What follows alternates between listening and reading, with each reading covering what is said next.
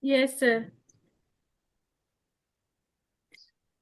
Good morning, all respected dignitaries, our honorable speaker, senior Vaidyas, dear doctors, and enthusiastic students. A very warm, heartful welcome to everyone present here today. On behalf of Mass Sarvabhauma Ayurved, myself, Dr. Dipti Vesnekar, Mass Ulve City Coordinator, feel extremely honored to welcome तो record करना है मुझे। all, all to this historic 100 CME. Today's theme, pain management through Panchakarma. It's not just academic but deeply practical and clinical relevant for our daily OPD and IPD practice. We are truly privileged to have with us our esteemed guest speaker, Rashtriya Ayurved Guru, Honorable Vaidya Ramdas Avhad sir, whose decades of clinic experience inspire the entire Ayurved fraternity. Before we proceed further, allow me to briefly introduce our organization. Mass Sarvabhauma Ayurveda, Maharashtra Association of Ayurveda Students and Doctors. For the past 16 years, Mass has been actively working across India for Ayurveda and for protecting the professional right and dignity of Ayurveda student and doctor and its Sarvabhaumatva.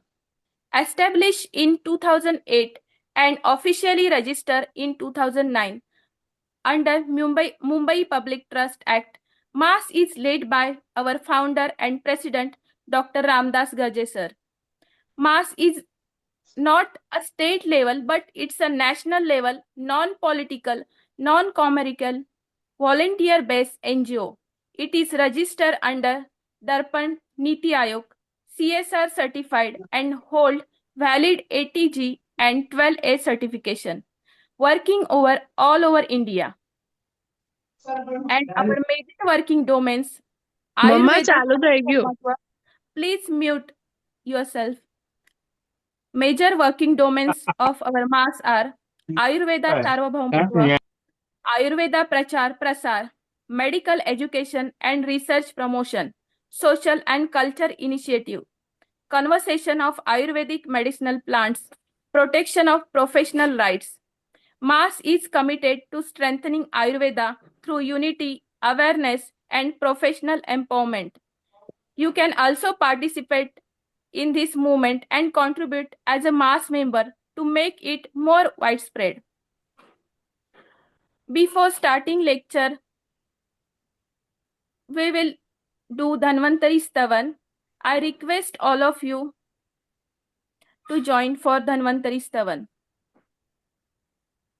Namami धन्वन्तर्यादिदेवं सुरासुरवन्दितं पादपद्मं लोकैकजरारूक भयमृत्युनाशं धातारशवि विषौषधीनां चव्योमवाता निवारिविहं पञ्चं प्रपञ्चात्मकं देहभाजं सन्तापसम्पातजराज्वरान्तक Namami Dhanvantari आदिदेवं नवीननीलमुदकान्तिकान्तं शान्तये हरद्वाद्वशं माख्यमूर्तिं पूर्तिं शतानां सुमनोरथानां Namami Dhanvantari आदिदेवम्. Thanks to all. Now, it's pleasure to invite Dr. Abhilasha Parade ma'am, MAS Mumbai Sub-Urban Coordinator, to kindly introduce our esteemed speaker. Over to you, Dr. Abhilasha ma'am. Thank you, Dr. Dipti madam. Good morning to all. Respected dignitaries on the dais, senior Vaidyas, dear colleagues and students. I am Dr. Abhilasha Parade from Mumbai Suburban Coordinator. And it's truly honor and privilege for me to introduce our revered Guru, respected Vaidya Ramdas Avar sir. Today is a very special moment for MAS because the personality we are about to welcome is not just a speaker. He is a guiding force behind countless Ayurvedic physicians practicing across the India. Since the very foundation of MAS from our first national conference on 2nd April 2010, one person has continuously stood behind us, guiding us, blessing, correcting, and inspiring us. And honestly speaking, Today is the 100 CMA has become possible because of his encouragement and vision. He is a truly need no introduction. His name itself is identity. But still, as a traditional demand, please allow me to introduce respected by the Dr. Ramdas Award sir. He is a BMS gold medalist, BPC FIM. He has honored with many awards like National Dhanvantari Award 2023, National Ratna Chikitsa Award, RAV 2023, National Ayurveda Guru, RAV New Delhi, Master Ayurved Sanman Puraskar 2019. A clinician with 38 years of dedicated experience, founder of Ahvad Ayurvedic Multi-Speciality and Panchakarma Hospital at Kopargaon, Nashik. From a humble one-room OPD to renewed super specialty Panchakarma Center trusted by patients across India and abroad. His journey itself is a lesson for every young Vaidya. His clinical expertise includes CKD management without dialysis, CLD, diabetes and lifestyle disorders, infertility, joint and pain disorders, and preventive Ayurveda. More than a physician, he is a teacher, mentor, and path builder who has trained thousands of practitioners and continues to inspire generation of Vaidyas. Today, we are fortunate to receive guidance from a such stalwart. With a great respect and pride, I request everyone to warmly welcome our beloved Guru, respected by the Dr. Ramdas Abbar sir, with big round of applause. Thank you, everyone. Thank you, Dr. Abhilasha ma'am. Now, I am inviting respected Vaidya Avhad sir. Your presence today is truly honor for all of us. On behalf of MAS and all participants, I humbly request you to kindly begin lecture. Thank you, sir. Sir, the platform is for you. Namaste. I am audible? Yes, sir.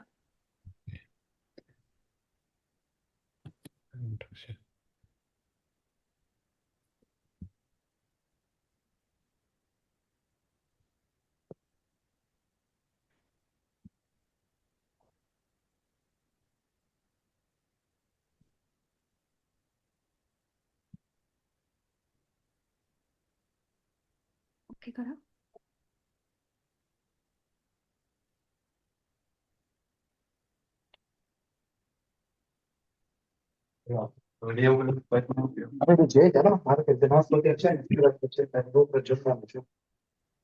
कैलासराना शिवचंद्रमौली फणींद्रमाता भ्रुकुटी जळाळी कारुण्य सिंधो भव दुःखहारी तुझवीन शंभो मद कोण तारी. आज महाशिवरात्रीला Please mute yourself. आज महाशिवरात्रि का एक महापर्व है. आप सभी को महाशिवरात्रि की ढेर सारी शुभकामनाएं. आप सभी पर शिव जी की कृपा हमेशा बनी रहे. मास आयोजित आज के इस 100वें वेबिनार के लिए उपस्थित आप सभी आयुर्वेद प्रेमी भाई, वैद्य भाई और बहनों, मास के सर्वे सर्वा मेरे परम मित्र वैद्य रामदास गर्ग और उनकी पूरी एफिशिएंट टीम, इन सभी को मैं तहे दिल से साधुवाद देना चाहता हूँ, धन्यवाद देना चाहता हूँ कि आपने आयुर्वेद प्रचार और प्रसार का कार्य काफी जोरों से शुरू किया है और आज तक करते आ रहे हैं. इसका ये फलित है कि 100वां एपिसोड आज यहाँ पे सेलिब्रेट हो रहा है. और इस 100वें एपिसोड में आप जैसे ज्ञानी वैद्यों के सामने बोलने का सुअवसर आपने मुझे दिया है.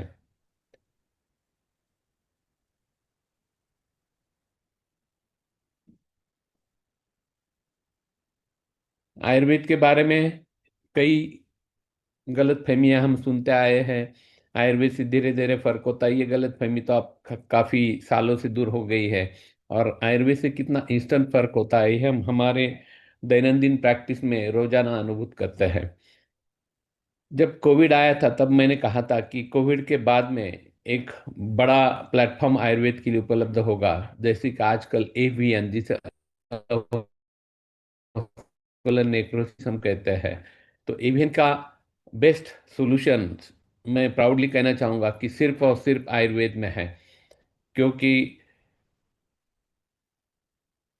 500 से ज़्यादा ईवीन के पेशेंट आयुर्वेद से पूर्ण रूप से ठीक होते हुए मैंने देखे हैं। लिंपिंग वाला पेशेंट की जो अष्टवक्र चलते आता है, वो विद इन 15 डेज और विद इन अ मंथ उसका लिंपिंग 100% चले जाते हुए मैंने देखा है। मंसरसिद्ध तिक्तक्षिर बस्ती या तिक्तक्षिर बस्ती, वंशन बस्ती, त्रयोदशांश पांडिजन, लाक्षादिक गुल, ऐसी सिंपल ट्रीटमेंट भी यदि हम देते हैं और घर पर मरीजों को वंशन बस्ती घर पर करने के लिए कहते हैं, तो with in a month patient painless हो जाता है। और इतना ही नहीं, मैंने अभी जस्ट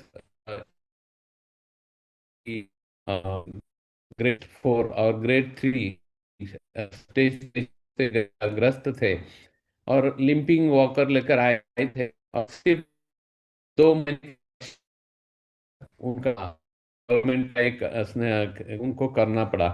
तो चलते हुए घोड़े पे टांग मारनी और 10 स्टेप्स ऊपर चढ़कर भगवान जैन को अवतरण करना है, ये उनका रोल था।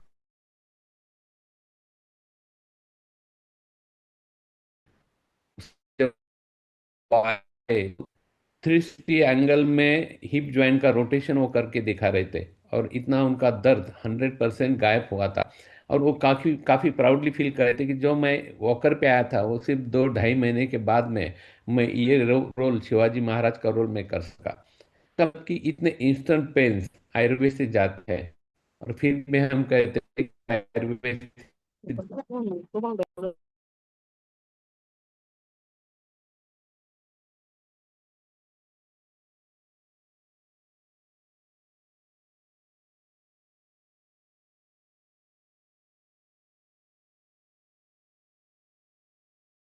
तो ऐसे कई बार हमने देखा है कि आयुर्वेद से इमरजेंसी प्रैक्टिस में पूर्ण रूप से ठीक होते मैंने देखा है।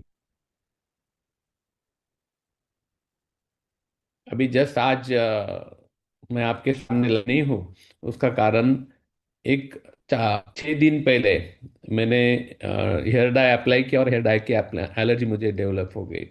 वो एलर्जी इतनी सीवियर थी कि पूरे स्काल्प से उजिंग शुरू हो गया, चेहरे से उजिंग शुरू हो गया, और सीवियर बर्निंग, इतना सीवियर बर्निंग की पूछो मत। तो इंस्टेंट मैंने एक डर्मेटोलॉजिस्ट से फ़ोन किया, उन्होंने कहा कि ये स्टेरॉइड लेना पड़ेगा, एंटीहिस्टामिनिक लेने पड़ेंगे, और ये 72 आवर्स के बाद में बहुत एग्रेवेट हो जाएगा, ऐसा होगा वैसा होगा। और मुझे निकलना था सूरत। तो मैंने इमीडिएट एक स्टूडेंट को बुला के रक्तमोक्षण कर लिया, और रक्तमोक्षण के बाद में सिर्फ अपनी आयुर्वेदिक दवा से ही वो ठीक हो गया। अभी थोड़ा सा स्वेलिंग है, इसलिए मैं आज कैमरा ऑन नहीं किया हूँ, लेकिन इतना इंस्टेंट जो बर्निंग था, पूरा थ्रॉबिंग पेज था, बर्निंग था, ये सिर्फ एक रक्तमोक्षण से इंस्टेंट जाते हुए मैंने देखा है। तो आज का सब्जेक्ट ही हमारा पेन मैनेजमेंट थ्रू पंचकर्म है। तो पंचकर्म के द्वारा हम किस प्रकार के पेन्स आयुर्वेद से ठीक कर सकते हैं, ये आज हमें देखना है। हमें पता है कि पेन को वेदना कहते हैं, शूल कहते हैं, दर्द कहते हैं। अलग अलग प्रकार की वेदनाएं हम प्रैक्टिस में देखते हैं। जैसे अभी ठंड की हेवी ठंडी की वेदना थी, अब ग्रीष्म आएगा, ग्रीष्म की गर्मी की वेदना रहेगी। बढ़ती हुई महंगाई के घर में वेदना दर्द रहेगा, या गवर्नमेंट के जाचक रूल्स का दर्द होगा, या महंगा बढ़ती हुई क्राउड है, या बढ़ती हुई भीड़ है, या स्लैक सीजन का दर्द होगा। तो ऐसे अनेक दर्द, अनेक वेदनाएं हम हमारे सार्वजनिक जीवन में देखते हैं, अनुभूत करते हैं। लेकिन यदि व्यक्तिगत रूप से हम यदि देखा जाए, तो उसमें शारीरिक वेदना और मानसिक वेदना, मानसिक वेदना में मन के विरुद्ध जो होता है, मन को जो छूटता है, उसे हम चिंता के रूप में, चिंता इस वेदना के नाम पे कंसिडर करते हैं। और यदि हम शारीरिक वेदना का यदि सोचते हैं, तो शारीरिक वेदना में क्रॉनिक पेन, एक्यूट पेन, ये 2 प्रकार होते हैं। तो एक्यूट पेन ये किसी आघात से, या किसी एक्सीडेंट से, या किसी कैजुअलिटी से, या किसी धारदार शस्त्र से जो वेदना होती है, वो एक्यूट पेन में जाती है। और क्रॉनिक पेन में रस रक्त से होने वाली विसरल पेन है, या मस्कुलर पे मज्जा मांस से होने वाली मस्कुलर पेन है, मज्जा तंतु से होने वाली न्यूरोलजिक पेन्स है, न्यूरोपैथिक पेन्स है। इस न्यूरोलजिक पेन्स में भी सेंट्रल और पेरिफेरल, ऐसे दो प्रकार शास्त्र में बताए गए हैं। तो इस प्रकार से वेदना के ये मॉडर्न के अनुसार इतने टाइप्स होते हैं। उनमें burning pain, throbbing pains, pricking pains, muscular pain, radiating pain, unexplained pain, nociceptive pain और न्यूरोपैथिक पेन। तो यदि हम हमारे सप्त धातु से यदि वे विचार करें तो थ्रॉबिंग पेन, बर्निंग पेन ये रक्त दुष्टिजन्य वेदना होती है, या प्रिकिंग पेन ये वात दुष्टिजन्य वेदना होती है, मस्कुलर पेन ये मांसगत या स्नायुगत वेदना होती है, रेडिएटिंग पेन ये संचारी वेदना में जाते हैं, अनएक्सप्लेन पेन जो होती है सुप्त वेदना उसे हम कह सकते हैं, नॉसिसेप्टिव पेन को अस्थि मज्जागत वेदना कह सकते हैं, और न्यूरोपैथिक के लिए मज्जा और स्रोतस जन्य वेदना कह सकते हैं। यानी टाइप ऑफ पेन्स ये आयुर्वेद ने जो मेंशन किया हुआ है वही टाइप ऑफ पेन्स मॉडर्न ने उनकी लैंग्वेज में कहा है। तो अभी हर एक प्रकार की जो वेदना होती है सप्त धातुगत वेदनाएं, तो इस वेदना में कौन से कर्म इफेक्टिव होते हैं, इसके कुछ स्वानुभव आज हम यहाँ पे देखेंगे। तो सबसे पहले burning pains, throbbing pains. Burning pains, throbbing pains ये रक्त दुष्टिजन्य वेदना होती है। किसी शरीर में किसी अभ्यंतर या किसी अवयव के जगह पे या शरीर के बाह्य भाग में कहीं भी बर्निंग पेन्स होना, थ्रॉबिंग पेन्स होना या पल्सेटिल पेन्स होना, जैसे विद्रदी होती है, एब्सेस होता है, तो वहाँ पस फॉर्मेशन के बाद में जो थ्रॉबिंग पेन्स होते हैं ये सब रक्त दुष्टिजन्य वेदनाएं होती है। ऐसी वेदना रक्त मोक्षण से, किसी भी पैथी के इंजेक्शन से या किसी भी पैथी की दवा से इंस्टेंट कम होते हुए मैंने प्रैक्टिस में लाखों से अधिक बार देखा है। रक्त मोक्षण ये पेन मैनेजमेंट का सबसे अहम टूल है, सबसे अहम कर्म है, ये मैं प्राउडली आपसे कहना चाहता हूँ। उसके कई एग्जाम्पल इसके पहले भी मैंने बताए होंगे। जबकि अभी माइग्रेन, अब माइग्रेन ये आजकल एक काफ़ी कॉमन दिखने वाली बीमारी है। इसमें सिर के आधे भाग में दोपहर के बाद में तीव्र दर्द शुरू होता है। दर्द इतना एक्सट्रीम लेवल पे जाता है कि पेशेंट को वोमिटिंग हो जाती है, और वोमिटिंग पे बाद में किसी किसी को अच्छा लगता है। किसी किसी को पेन किलर ट्रामाडोल तक लेने पड़ते हैं, और वो लेने के बावजूद भी 2-2, 3-3 दिन तक ये हेडेक का अटैक बना रहता है। बीच में 2-3 दिन जाते हैं, फिर से अटैक आता है, और ये उनके सिलसिला 25-25 सालों तक मैंने माइग्रेन की दवा खाने हुए पेशेंट देखे हैं। लेकिन ऐसे पेशेंट एक्यूट स्टेज में यदि आयुर्वेद के पास आते हैं तो with in 10 to 15 minutes patient का दर्द 100% जाते हुए मैंने 100 से ज़्यादा पेशेंट में देखा है। अभी इंजीनियरिंग कॉलेज के एक प्रिंसिपल हैं, कोपरगांव के रिनाउंड इंजीनियर कॉलेज के प्रिंसिपल, उनकी बीवी शुरुआत से आयुर्वेद की मेरी पेशेंट रही है, और वो हमेशा आयुर्वेद ट्रीटमेंट के लिए आती थी। लेकिन ये एंटी आयुर्वेद आते, ये प्राचार्य आयुर्वेद के फेवर में कभी नहीं रहते थे। यदि साथ में भी आते थे तो वेटिंग में बैठते थे, अंदर कंसल्टिंग में कभी नहीं आते थे। और एक रिनाउंड आयुर्वेद कॉलेज के प्रिंसिपल के नाते मैंने उनकी बीवी से कभी भी मेडिसिनल या कंसल्टेशन चार्ज कभी भी मैंने नहीं लिए थे। तो 2016 की बात होगी। एक दिन शाम के समय उनके पति महाशय को दोनों कंधों से पकड़ते हुए उनकी बीवी कंसल्टिंग में अंदर आ गई, और ये माँ प्रिंसिपल जो थे उन्होंने दोनों हाथों से कस के अपना सिर पकड़ के रखा था, और आंखों से उनके पानी बह रहा था। तो देखते ही मैं खड़ा हो गया, मैंने कहा क्या हुआ है? तो उन्होंने कहा सर मुझे लगा कुछ हेड इंजरी है, कुछ लगा है। तो उन्होंने कहा नहीं सर, इनको माइग्रेन की शिकायत हो रही है। मैंने कहा कब से हो रही है? उन्होंने कहा सर 7-8 दिन हो गए। तो मैंने तुरंत बोला फिर 7-8 दिन क्या किया? तो तुरंत उनकी बीवी ने मेरे तरफ देखते हुए कहा सर आपको पता है ये बिलीव नहीं करते। तो मैंने कहा ठीक है। तो एग्जामिन टेबल पे उनको सुला दिया। तो मैंने कहा कि मैडम रक्त मोक्षण करना पड़ेगा। उन्होंने कहा सर मुझे पता था इसलिए मैं मीठा खा के इनको लाई हूँ। ब्लड प्रेशर चेक किया, ब्लड प्रेशर 140/90 आया। तो अंदर लेकर जुगुलर की पोजीशन देकर मैंने जुगुलर रक्त मोक्षण की प्रिक करके वापस मैं कंसल्टिंग में आके आगे के पेशेंट चेक करने लगा। एक साधारण 12-15 मिनट के बाद में हाथ पोंछते हुए वो प्रिंसिपल महाशय कंसल्टिंग में आके एंटी चेम्बर से कंसल्टिंग में आके खड़े हो गए। आने के बाद जैसे मेरा ध्यान उनके तरफ चला गया तो मैंने उनको दर्द के बारे में पूछा, तो उन्होंने कहा it's gone, it's 100% gone sir. और आयुर्वेद इतना इंस्टेंट होता है ये मैं पहली बार एक्सपीरियंस कर रहा हूँ। तो बाकी के जितने वहाँ पे बच्चे खड़े थे उन सबको सैल्यूट करते हुए उन्होंने कहा कि मैं आपको सैल्यूट करता हूँ कि आप काफ़ी भाग्यवान हो कि आप आयुर्वेद के पास आए हैं। तो उस समय फिर उन सर को वो एंटी आयुर्वेदा थे, तो उन्होंने फीस पूछा, तो मैंने उनको याद दिलाते हुए कहा कि सर मैंने आपकी बीवी के भी आज तक कभी भी पैसे नहीं लिए हैं।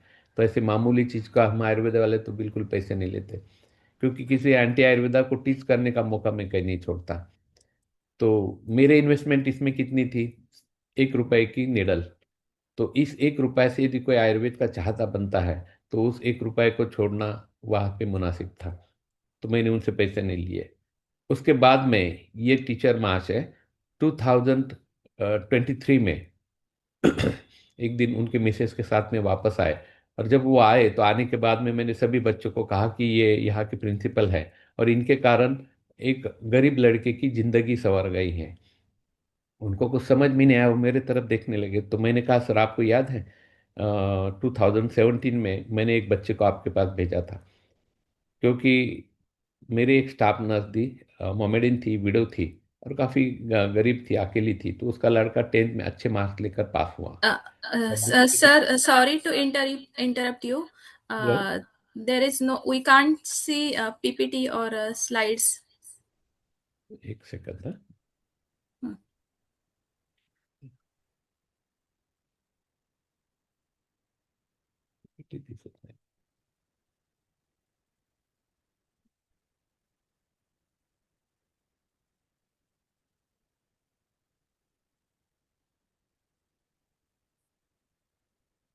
अब आ गए? Yes, sir. Yes, sir. Thank you. Okay. तो उसको अच्छे मार्क्स थे। दूसरे दिन वो सिस्टर आई, उन्होंने कहा कि सर उसको रिसेप्शन पे आप जॉब दे दो।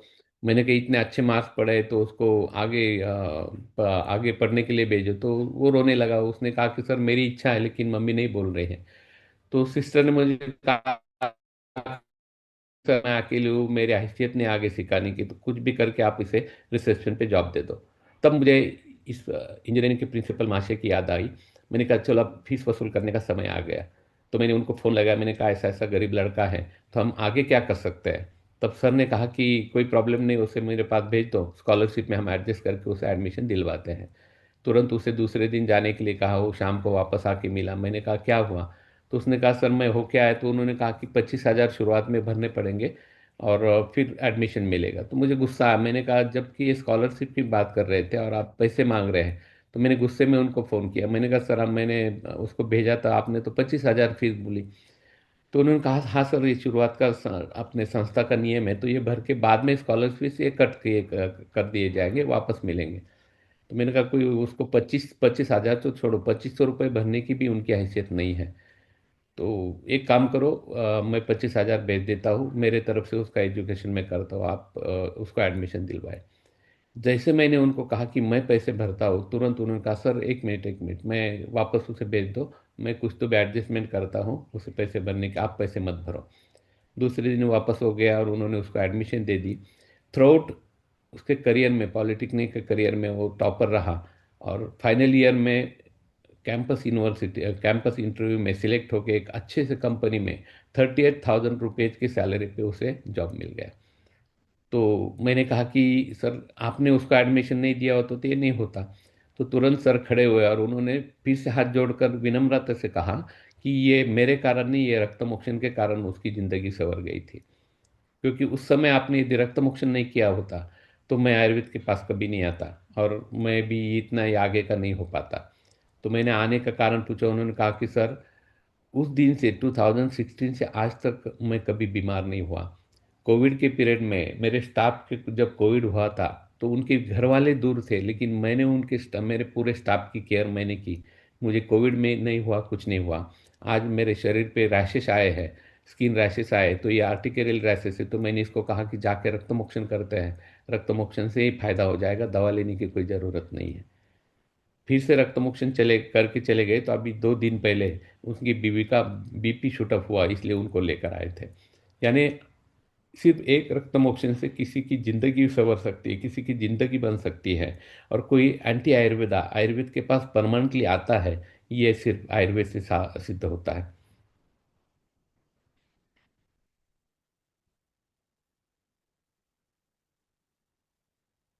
अब ये केस मैंने कई बार बताई, लेकिन कुछ केसेस ऐसे होते हैं कि ये प्रैक्टिस में देखने को नहीं मिलते हैं। अभी एक 34 ईयर्स की एक टीचर्स थी, इसको लेफ्ट कान में, लेफ्ट चिक पे और लेफ्ट गले की जगह पे तीव्र burning, throbbing pain, burning pains होते थे। शुरुआत में जनरल प्रैक्टिशनर को दिखाया, उन्होंने ईएनटी सर्जन के पास भेजा, ईएनटी वालों ने देखा, फिर फिजिशियन के पास, फिर ऑडियोग्राफी, फिर एमआरआई, ब्रेन स्कैन, सब इन्वेस्टिगेशंस के बावजूद भी रीजन पेन का कुछ समझ में नहीं आ रहा था। और पिछले 6 महीने से वो घर पर ही छुट्टी लेकर रोना, यही एक काम उसका चालू हुआ था। ऐसे केसेस कई बार हम देखते हैं कि सब इन्वेस्टिगेशंस नॉर्मल होते हैं लेकिन डायग्नोसिस नहीं हो पाता, तब उसे फनी केसेस हम कहते हैं। और कई बार मॉडर्न डॉक्टर्स साइकोसोमेटिक में डालकर साइकेट्रिस्ट के पास भेज देते हैं। इसे भी साइकेट्रिस्ट की दवा चालू थी, फिर भी उसका दर्द बंद नहीं हो रहा था। और रोना है एक में पर है, उन दोनों टीचर मियाँ बीवी के पास रहा था। जब वो किसी ने आयुर्वेद का कहा और जब वो आयुर्वेद के पास आई तो वो सितंबर महीना यानी नैसर्गिक शरद ऋतु, पित्त प्रकोप का काल था। उसके बाह्य स्वरूप से ही वो पित्त प्रकृति की महिला लग रही थी। इसलिए इसी महीने में ये दर्द ज़्यादा बढ़ा कर ये पूछा तो उसने कहा कि ये दर्द अब अनबेरेबल हो रहा है। उसकी पूरी कंप्लेंट वो हाथ पर अपने चेहरे पे हाथ रख के ही रोते हुए कह रही थी। तो उसने वो सब लक्षण जब बताए तो पित्त प्रकृति की महिला, पित्त प्रकोपक काल और पित्त प्रकोपक रक्त दुष्टिजन्य वेदना, ये देखते हुए पित्त प्रकोपक हेतु ढूंढने हेतु मैंने उसे आहार में अचार, लवण अम्ल रसात्मक अचार कितना खाती है पूछा। तो तुरंत उसने कहा कि मैं नहीं खाती। एक महिला, पित्त प्रकृति की महिला अचार नहीं खाती है, बात कुछ हजम नहीं होती। तो मैंने कहा कि अच्छा अच्छा थोड़ा खाती हो? तो उन्होंने कहा रोज वो एक एक दो पीस में खाती हूँ। दही ठंडा होता है, दही खाती है कि पूछने पे तुरंत उसने कहा कि रोज कटोरे कटोरे दही मैं खाती हूँ, फिर भी मेरे ये तकलीफ क्यों नहीं कम होती है। बिना कुछ चेक किए हुए मैंने उसे कहा कि आप नीचे उतर जाओ, आप ठीक हो जाओगे। सिर्फ रक्त मुक्षण यदि जुगुलर हम करते हैं तो तुम्हारा ये दर्द तुरंत निकल जाएगा। तो 2-3 फाइल की गट्ठा, वो गड्डी आगे सामने रखते हुए उसके पतिदेव ने कहा कि सर पहले आप रिपोर्ट देखो और फिर उसके बाद में आप क्या करना है बताइए। शायद उनके इकलौते पत्नी की केस मेरे समझ में नहीं आ रही थी, ऐसे उनको लगा। उनके सभी रिपोर्ट्स नॉर्मल थे। मैंने कहा इसमें कुछ आएगा नहीं, आपकी मिसेस की प्रकृति पित्त प्रकृति है। उसे अम्ल पित्त की शिकायतें पूछने पे तो उसने कहा कि सर मुझे रोजाना अम्ल पित्त होता है, उसके लिए मैं रोज ओमेज लेती हूँ, ओमेप्रोजोल लेती रहती हूँ। पीरियड में, मेंसेस में ब्लीडिंग कितना होता है पूछने पे उसने कहा कि जब ने मैंने फैमिली प्लानिंग की शस्त्रक्रिया की तब से मुझे सिर्फ स्पॉटिंग होता है, ब्लीडिंग नहीं होता है। दोस्तों तब आयुर्वेद के संप्राप्ति अ, विचार का मुझे काफी अभिमान महसूस हुआ।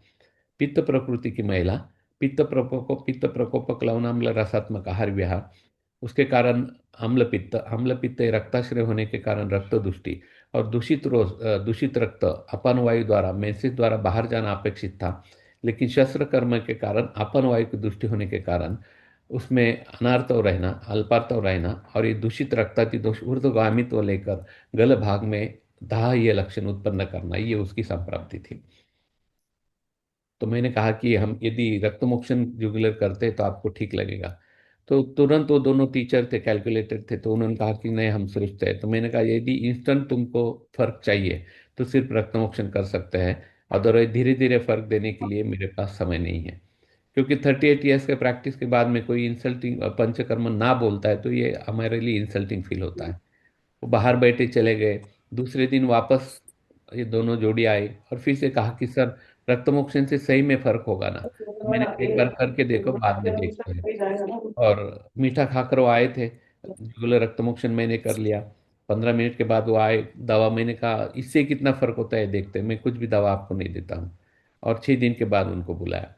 6 दिन के बाद जब वो आई तो आने के बाद काफ़ी खुश थी। आते ही उसने कहा कि सर मानो उस रक्तमोक्षण ने मुझे नया जन्म दिया है, मेरा दर्द बर्निंग पूरी तरह से ठीक हुई है, तो क्या मैं अब थोड़ा थोड़ा अचार खा सकती हूँ क्या? तो मैंने कहा तुम्हारा मेन हेतु ये दहिया और ये अचार था, ये अभी दोबारा कभी नहीं खाना है। तो वापस 6 दिन की दवा देकर चली गई और उसके बाद में एक बार मई महीने में आकर वापस एक बार रक्तमोक्षण करके चली गई। तब से आज तक दोबारा उसे ये शिकायत कभी भी नहीं हुई। यानी ये जो थ्रॉबिंग पेन्स थे, ये बर्निंग पेन्स थे, उसकी जिंदगी को रुलाने वाले पेन्स थे, ये सिर्फ एक रक्तमोक्षण से चले गए थे। आजकल हम ये देखते हैं हमेशा कि आंत्रपुच्छ शोथ जिसे हम अपेंडिसाइटिस कहते हैं। हमने ये कई बार देखा है कि पहले जमाने में टॉन्सिलेक्टॉमी की जाती थी। बच्चे की प्रकृति सुधारती नहीं है, रिकरेंट उसको अपर रेस्पिरेटरी ट्रैक इन्फेक्शन होता है, तो डॉक्टर कहते हैं कि टॉन्सिल के कारण ये होता है, टॉन्सिल निकाल दो तबीयत सुधर जाएगी।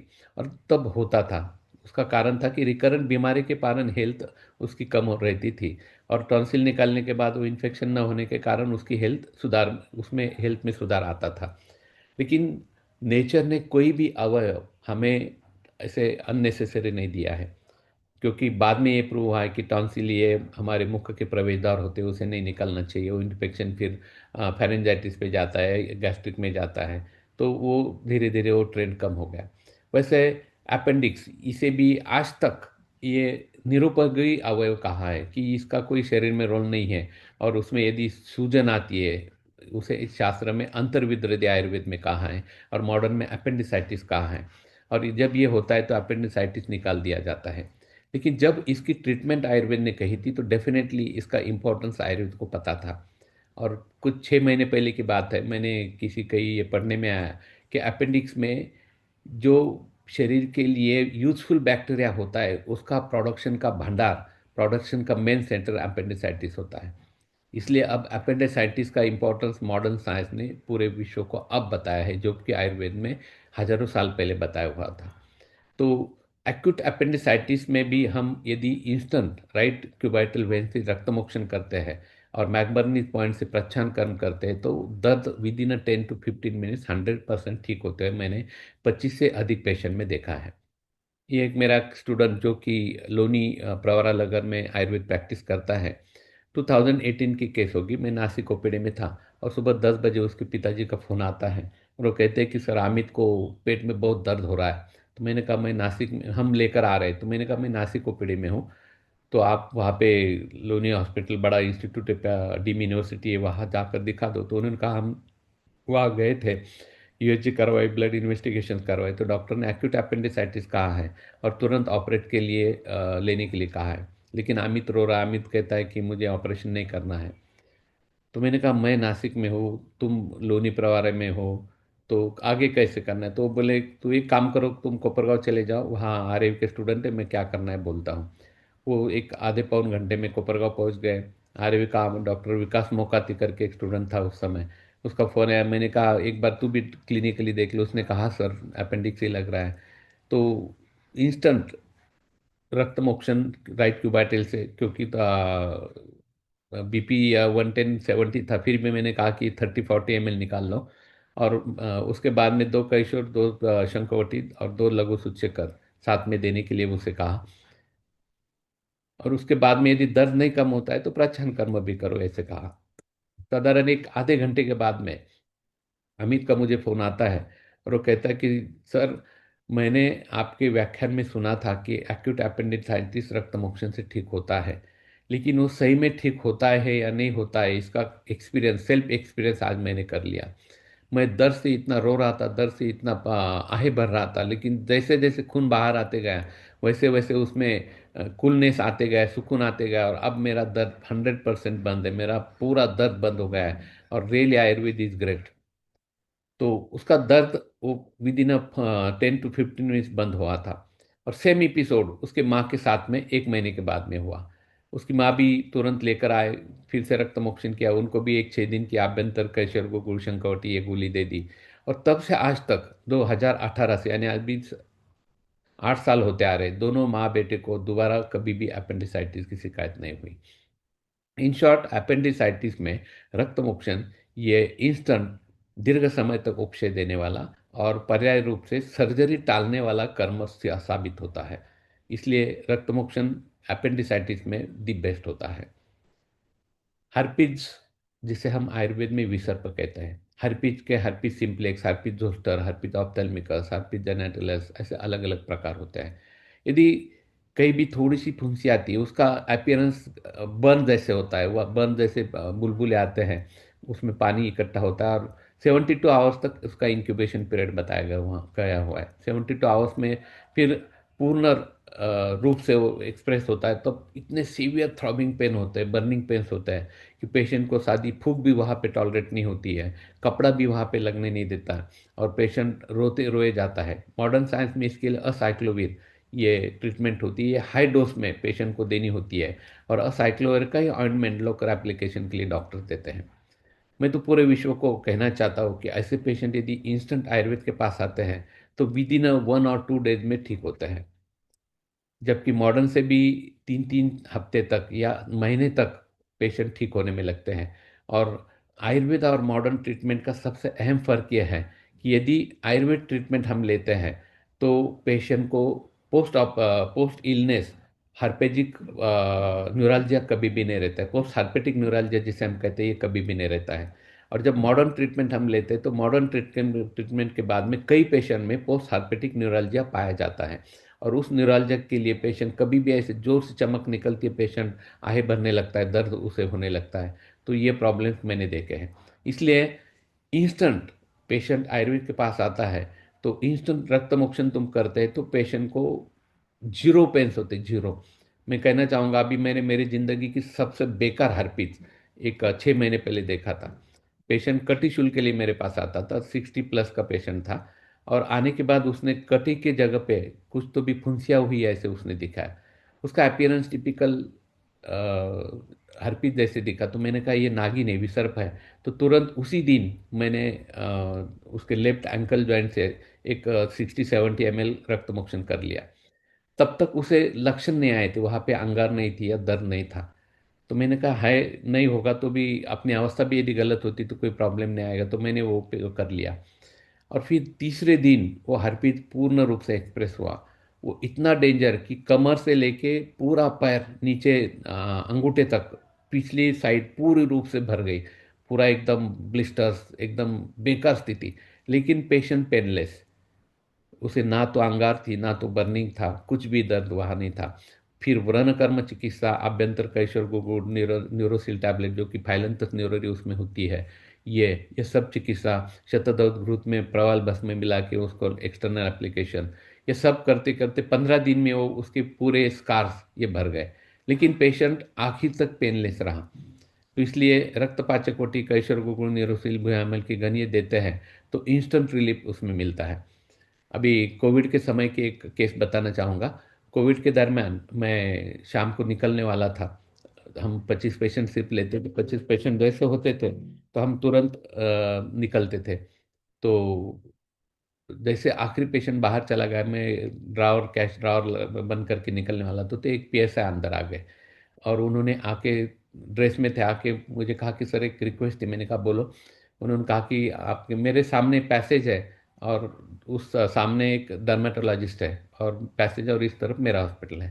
तो उन्होंने कहा सामने जो डर्मेटोलॉजिस्ट है तो उनके पास 5-6 पेशेंट है, मैं ऑन ड्यूटी हूँ, तो मुझे उनको दिखाना था, तो प्लीज़ आप उनको मुझे जल्दी लेने के लिए बोलते हो क्या। तो उस समय मेरा ईगो हर्ट हुआ। मैंने कहा यार मैं आज उनको बोलूँगा, कल वो भी मुझे बोल सकता है। तो मैंने कहा हमारे पास भी भीड़ होती है, हम लिमिटेड पेशेंट ले रहे हैं इसलिए ऐसे बोल नहीं सकते, आप डायरेक्ट उनको कांटेक्ट करो। तो निकलते निकलते मैंने पूछा क्या हुआ आपको, तो उन्होंने कहा मुझे नागिन हुई है। मैंने कहा कब हुई, उन्होंने कहा 3 हफ्ते हो गए। तो मैंने कहा आप तो दवा लेते होगे, उन्होंने कहा हाँ ये वाला में ट्रीटमेंट चालू है। मैंने कहा आप कहीं भी जाओगे वर्ल्ड वाइड तो एक ही दवा सब जगह पे होती है, ये कहाँ अलग से दवा देने वाले हैं? और यदि आप कल सुबह तक ठीक हुए तो चलेगा क्या? तो वो रुक गए, बोले हाँ चलेगा। तो मैंने कहा फिर हमारी एक ट्रीटमेंट होती है वो करवाते हैं, वो करो आप, उससे ठीक लगेगा। तो डॉक्टर विजय उस समय असिस्टेंट डॉक्टर था, उसको मैंने कहा कि रक्त मोक्षण कर लो और कल बुला लो वापस, और मैं घर चला गया। तो सिर्फ रक्त मोक्षण करके भेज दिया, और शतावरी गुरुत में प्रवाल लगाने के लिए दे दिया, और कल बुला लिया। दूसरे दिन 12:30 बजे वो इंस्पेक्टर फिर से ड्रेस में आए। आने के बाद उन्होंने एक कड़कड़ी सैल्यूट मारा, और थैंक यू कहते हुए कहा कि सर आपने जादू कर दिया, आपने क्या खून निकाला। उसके बाद में मैं ऑन ड्यूटी होने के बावजूद भी रात भर सोया रहा ड्यूटी पे, इतनी सुकून की नींद मुझे आई। तो इंस्टेंट आयुर्वेद इतना इंस्टेंट होता है मैं पहली बार देख रहा था। तब तक कल फीस तो ली नहीं थी, तो मैंने कहा, वो बोले दवा लेनी पड़ेगी, मैंने कहा हाँ दवा लेंगे। और फिर 6 दिन की दवा देके कल के रक्त मोक्षण की फीस विथ इंटरेस्ट उनसे मैंने ली है, और उनको भेज दिया। एक हर्पिस ऑप्थेल्मिकस, ये भी एक कल्याण की केस थी। उसे भी, ये केस भी मैंने कई बार बताई उसको। चेहरे के दाहिने बाजू में, लेफ्ट साइड में, पूरा दो बर्निंग जैसे सेंसेशन था, पूरे स्किन डार्क रेडिश ब्लैकिश हुई थी। लेफ्ट आई कंजंक्टिवाइटिस जैसे पूरा लाल बुंद था, लैक्रिमेशन कंटिन्यू चालू था, और सीवियर दर्द उसे था। उसका सबसे पहले जब फोन आया तो उन्होंने कहा मुझे नागिन हुई, तो मैंने कहा यहाँ आने की ज़रूरत नहीं, कल्याण में मेरे स्टूडेंट्स हैं, तो वही जाके आप उनको, मैं एक नंबर देता हूँ, उनको दिखा दो, वो ठीक कर देगा। लेकिन साधारण एक महीने के बाद फिर से उसका फ़ोन आता है, सर मुझे आना है। मैंने कहा आप ठीक नहीं हुए क्या? तो उन्होंने कहा नहीं। मैंने कहा ऐसे हो ही नहीं सकता। तो उन्होंने कहा नहीं, घर वालों ने कहा पहले एलोपैथी लेके ठीक हो दो, फिर बाद में आयुर्वेद के साथ खेलते बैठो।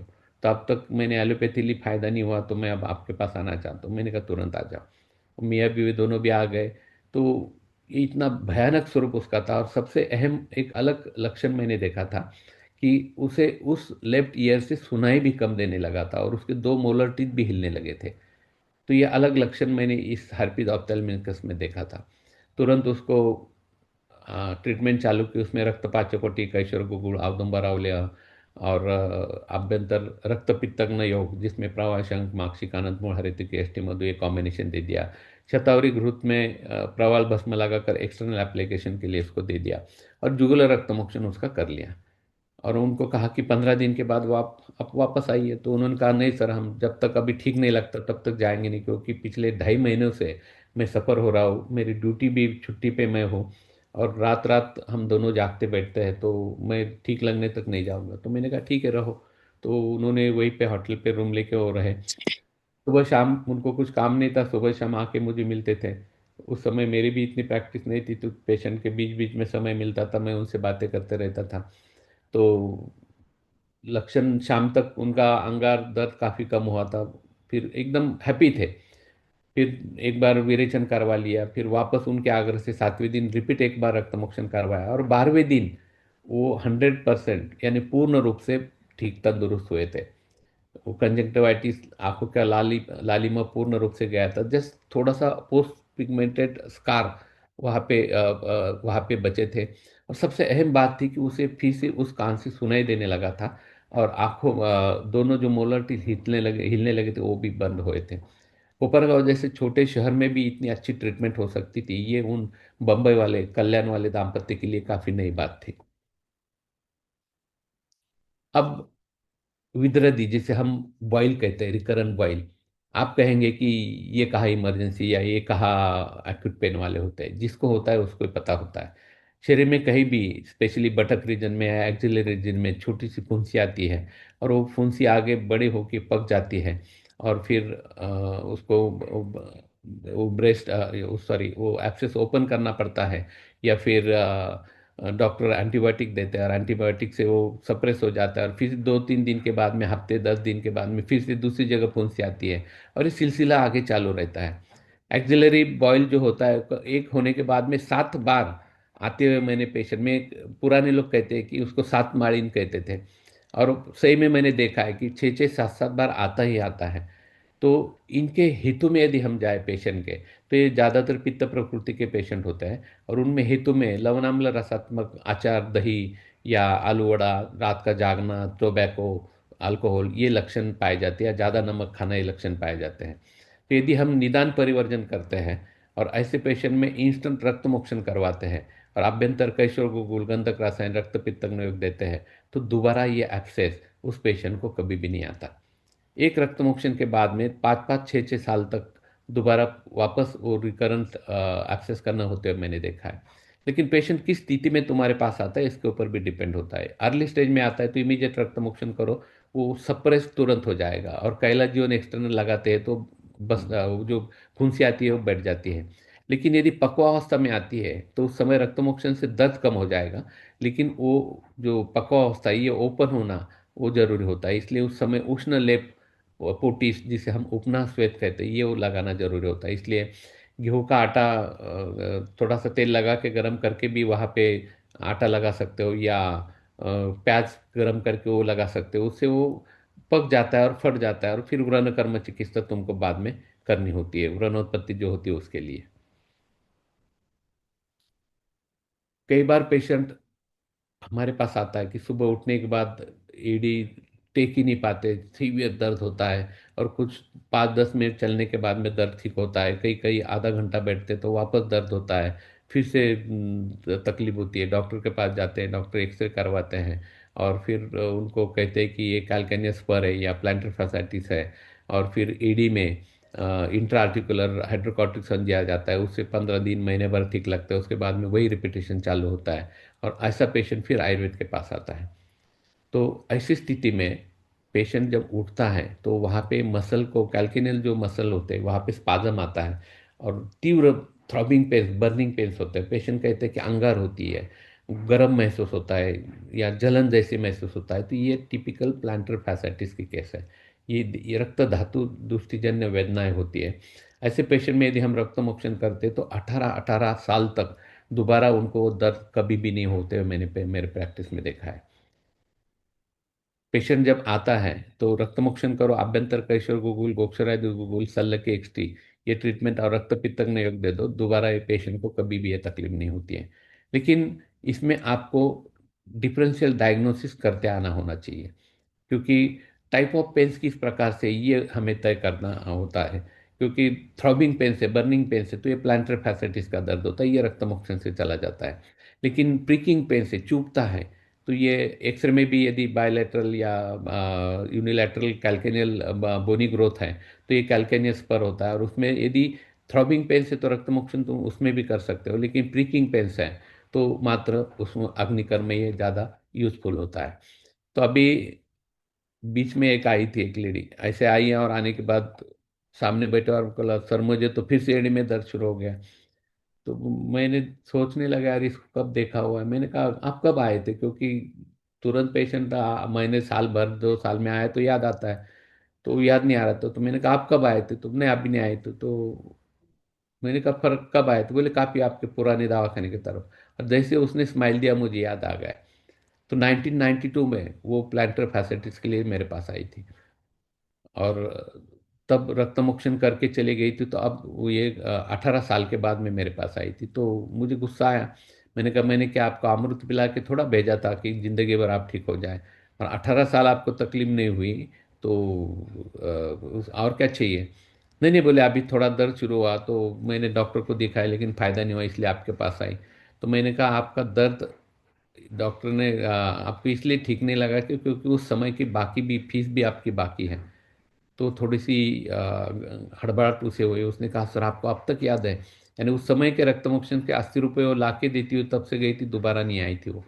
तो फिर से एक बार उसका रक्तमोक्षण किया, बैच के साथ वो पैसे भी वसूल कर लिए, और तब से गई, अभी दोबारा वो नहीं आई।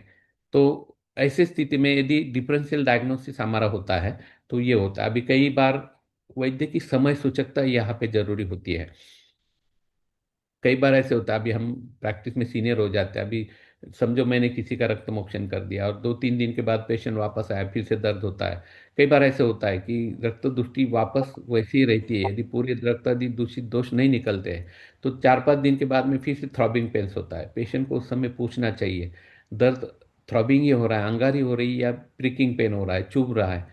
तो पेशेंट यदि चुभता है, बोलता है, तो रक्त धातु क्षयजन्य वात प्रकोप हुआ है, इसलिए अग्निकर्म चलेगा। और थ्रॉबिंग की पेन से तो अभी भी दूषित रक्तादि दोष है, ये समझ के फिर से दर्द मोक्षण रिपीट करना चाहिए। तो ऐसे एक मेरे स्टूडेंट का फ़ोन आया, उसने कहा कि सर, रोने लगा। मैंने कहा क्या हुआ सर, मैं प्रैक्टिस नहीं करूँगा। मैंने कहा क्या हुआ। तो उसने कहा सर मेरे एक रिश्तेदार थे, उनको एड़ी में दर्द हुआ था, आप जैसे रक्तमोक्षण करते हैं वैसे मैंने रक्तमोक्षण किया, तो उनको कुछ फ़ायदा नहीं हुआ। वो वापस आए तो आपने एक पेशेंट को बोला था अरे मेरी अवस्था गलत थी, रक्तमोक्षण ने अभी अग्निकर्म करते तो आपको ठीक लगेगा। मैंने भी उनको ऐसे कहा तो वो चिढ़ गए मुझ पे।